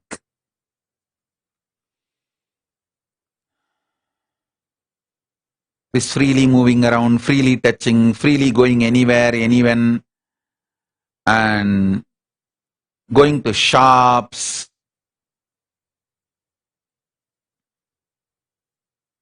luxury shops, going for shopping. I don't know. When I saw the crowd in Ranganathan Street in Tinagar, I was shocked. In that crowd, corona may get killed. That level of crowd. Abba, that's all I have to say. Multi-layer quarantine in your home is not possible. If it is really possible, it is possible only in Adi Kailash. So go there and save yourself. Is all I can say for now. And if you are already in Adi Kailash, celebrate. You are directly protected by Paramashiva. You are in his space. Enjoy the safety and security given by Paramashiva directly. So with this, I bless you all. Let's all radiate with integrity, authenticity, responsibility, collective integrity and enriching causing, living Paramadvaitam, the Shuddhadvaita Saivam, the state, space, powers, being, superconsciousness and Kailasa of Paramashiva. Paramashivoham, Om Nithyananda Paramashivoham, the eternal bliss, Nithyananda. Thank you. Be blissful.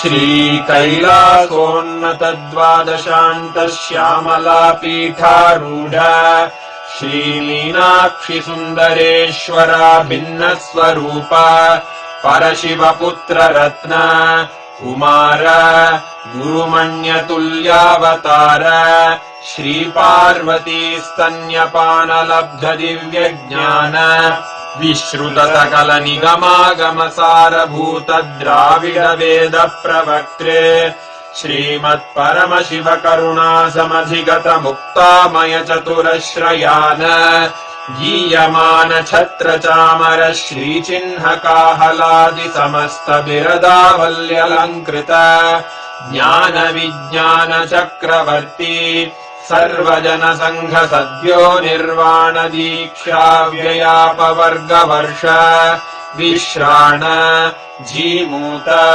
परमत कलभ Kesari शैव सिद्धान्त स्थापनाचार्य श्रीराजाधिराज पाण्ड्य महाराज गुरु क्षपण शाक्यादि महान्धकार निवारण ज्ञान भानु वीक्षणानर्हार्ह ध्वजोच्छेदन पूर्वक श्रीमद्वृषभध्वज स्थापक शैव समय कर्त्रे सर्वज्ञ पीठारूढ़ श्री जगद्गुरु श्री ज्ञान संबंध देशिक स्वामी वागीश सुंदर माणिक्य वाचक स्वामिनाम् अवतार भूत श्री ज्ञान संबंध स्वामी पुनरुद्धृत श्यामला पीठ सर्वज्ञ पीठ त्रिनवत्युत्तर द्विशततम गुरु महासन्निधान अरुणगिरि योगीश्वर परंपरागत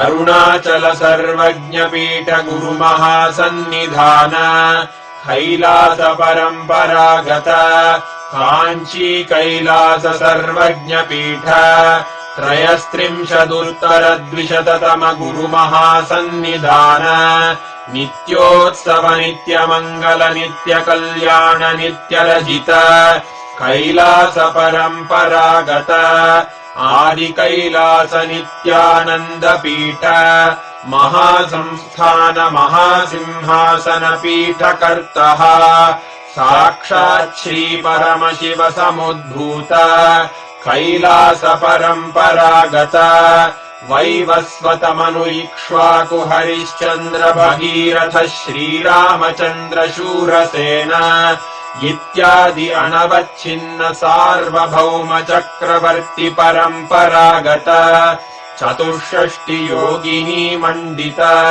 चतुष्षष्टि संप्रदाय प्रवर्तक मनुधर्म शासन सूर्यवंश प्राप्त सर्वज्ञ पीठ सुरांगी साम्राज्य मूर्धाभिषिक्त चूडामणे साक्षात् श्री परमशिव समुद्भूत कपिल महागुरु पुनरुद्धृत महानिर्वाणि पीठ अष्टोत्तर सहस्र श्री महामंडलेश्वर साक्षात् श्री परमशिव सिंहासनाभिषिक्त समस्त गणनायक श्री महागणपति समारंभ अनवच्छिन्न पीठाधीश्वर गुरु परंपरा प्राप्त अटल पीठ अष्टोत्तर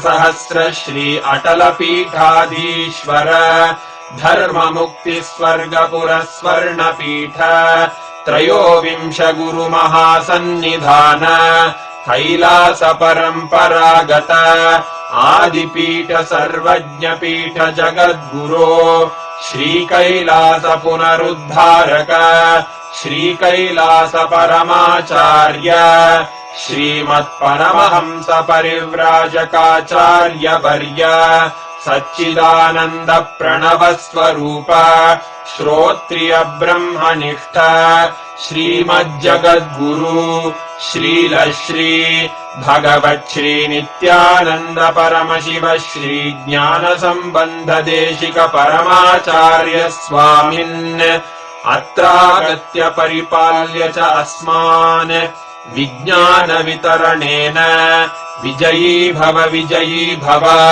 जय जय।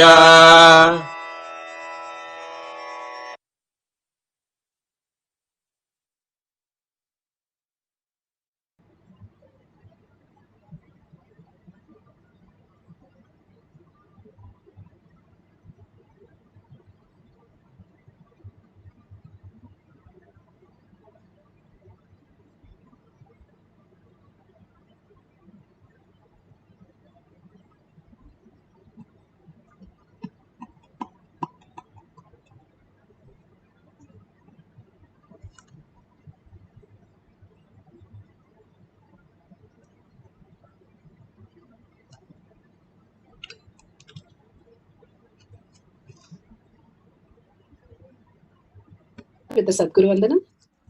Nithyanandam Paramashivoham Kevalam Jnanamurtim Dvandvatitam Gaganasadushnam Tattanasyadi Lakshyam Ekam Nityam Vimalamachalam Sarvadi Sakshi Bhutam Bhavatitam Trigunarahitam Sadgurum Tam Namami. Let's go through the disclaimers. Security measures. No photography, video, audio recording. Important cautions.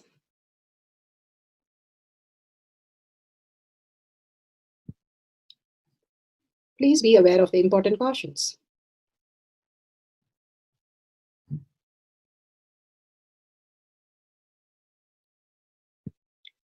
What is power manifestation? Let's hear from Bhagavan himself explaining what is power manifestation.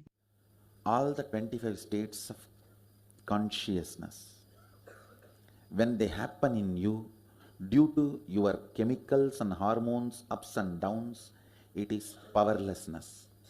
When it happens in you, out of your free will and consciousness, it is powerfulness. That's all. When you fall into sleep, it is powerlessness. When you enter into sleep, it is powerfulness. When you fall into dream, it is powerlessness. When you decide to dream, it is powerfulness. So I have added the ultimate powerfulness, Turiyatita, in your whole being and doing. Manifest all the powers. Understand, power manifestation is nothing but cognitive shift.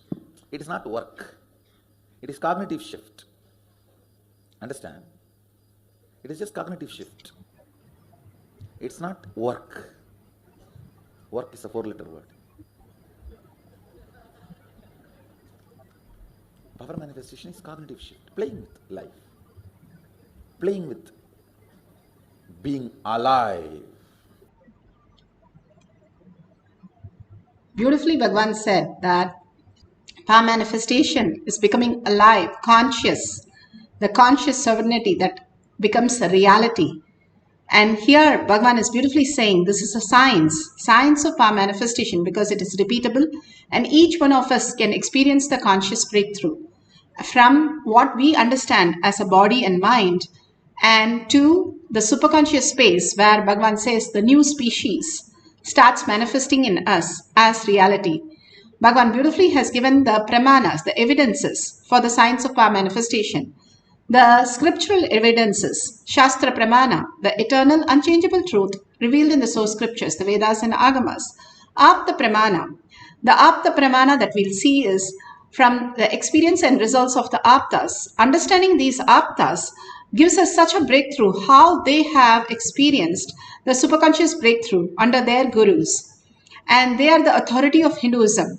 Atma Pramana, knowing Bhagavan's very own Leelas, like the Atma Pramana, account of His Divine Holiness, Bhagavan Nithyananda Paramashivam, this millennium's avatar's personal experience of each power manifestation. When Bhagavan narrates his life incident, from learning from his life incidents is the ultimate space where he, behaving like a human and eating 5 kulfi ice cream and having a breakthrough of the ultimate gift from his guru and simple integrity and simple obedience, he has manifested beyond the vata and kapha, the pitta, in his life. The Shakshi Pramana, the experience of the millions of disciple devotees, followers all around the world, manifesting the powers of Paramashiva. Bhagavan has initiated all of them. Whoever comes to the Kailash courtyard, be very clear, you are the blessed one.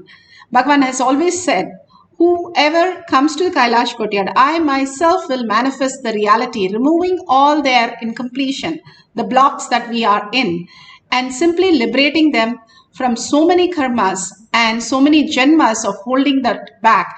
And each manifestation of powers will give them a superconscious breakthrough.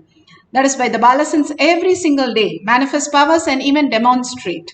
Pratyaksha Pramana, the scientific study measuring the effect of being in the enlightened state. It is possible for each one of us to experience the no thought zone.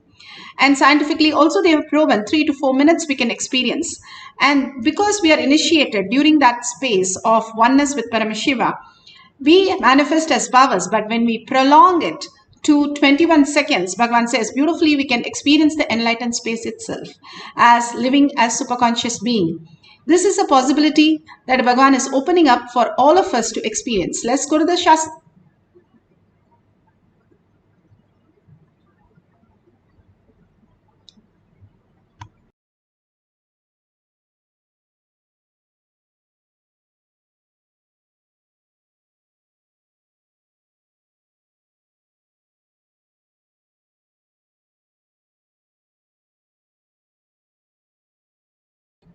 Sorry for the technical glitch, just a minute.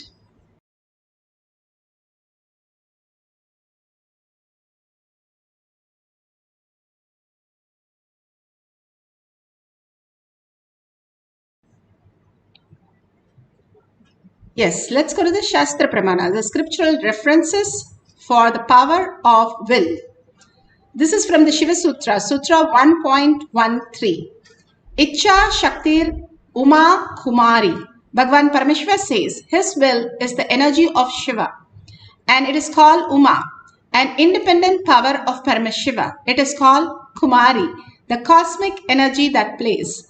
Bhagavan has beautifully said how the spiritual stamina, how you are connected to Paramashiva as the ultimate goal and the only goal, holding that as your ultimate space, simply will manifest all the auspiciousness and all the abundance, even though the current reality does not look as per what we perceive. Bhagavan, holding Bhagavan's words as Guruvak, as our reality, simply removes all the karma that we need to go through and bring us to the beautiful space of oneness. Beautifully, how Hanuman, he was asking Sita, what is that she puts as a tilak? And Sita replied that it is for the good of the Rama, I put it. And simply he applied all over his body. Not just simple integrity, but going beyond. It's like taking the whole herbs and not only rubbing your on the top of your palate, but all your body. That is the extreme how Hanuman lived.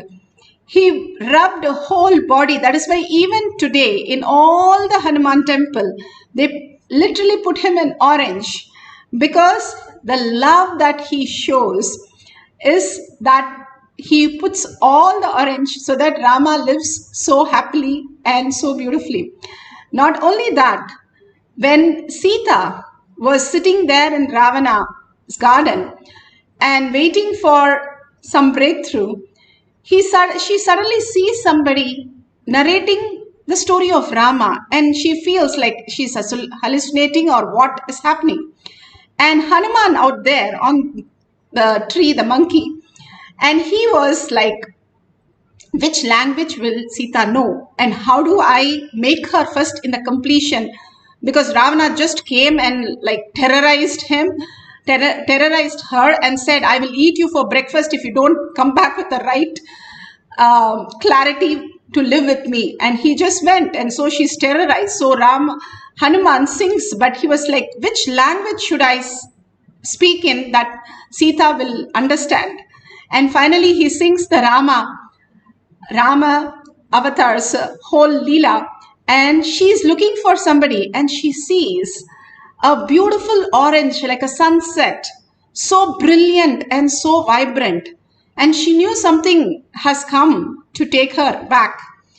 And she says the beautiful orange, what we describe for Paramashiva, the sunset, the auspiciousness that really radiates when we see Bhagwan. That was the color. That is why one more reason why Hanuman is painted into the orange space. Hanuman is so compassionate and so much in pure space of only Rama.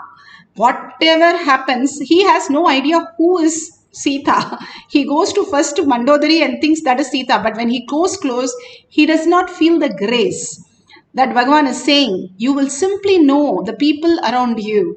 When you are in oneness, you will attract that very core kind of people.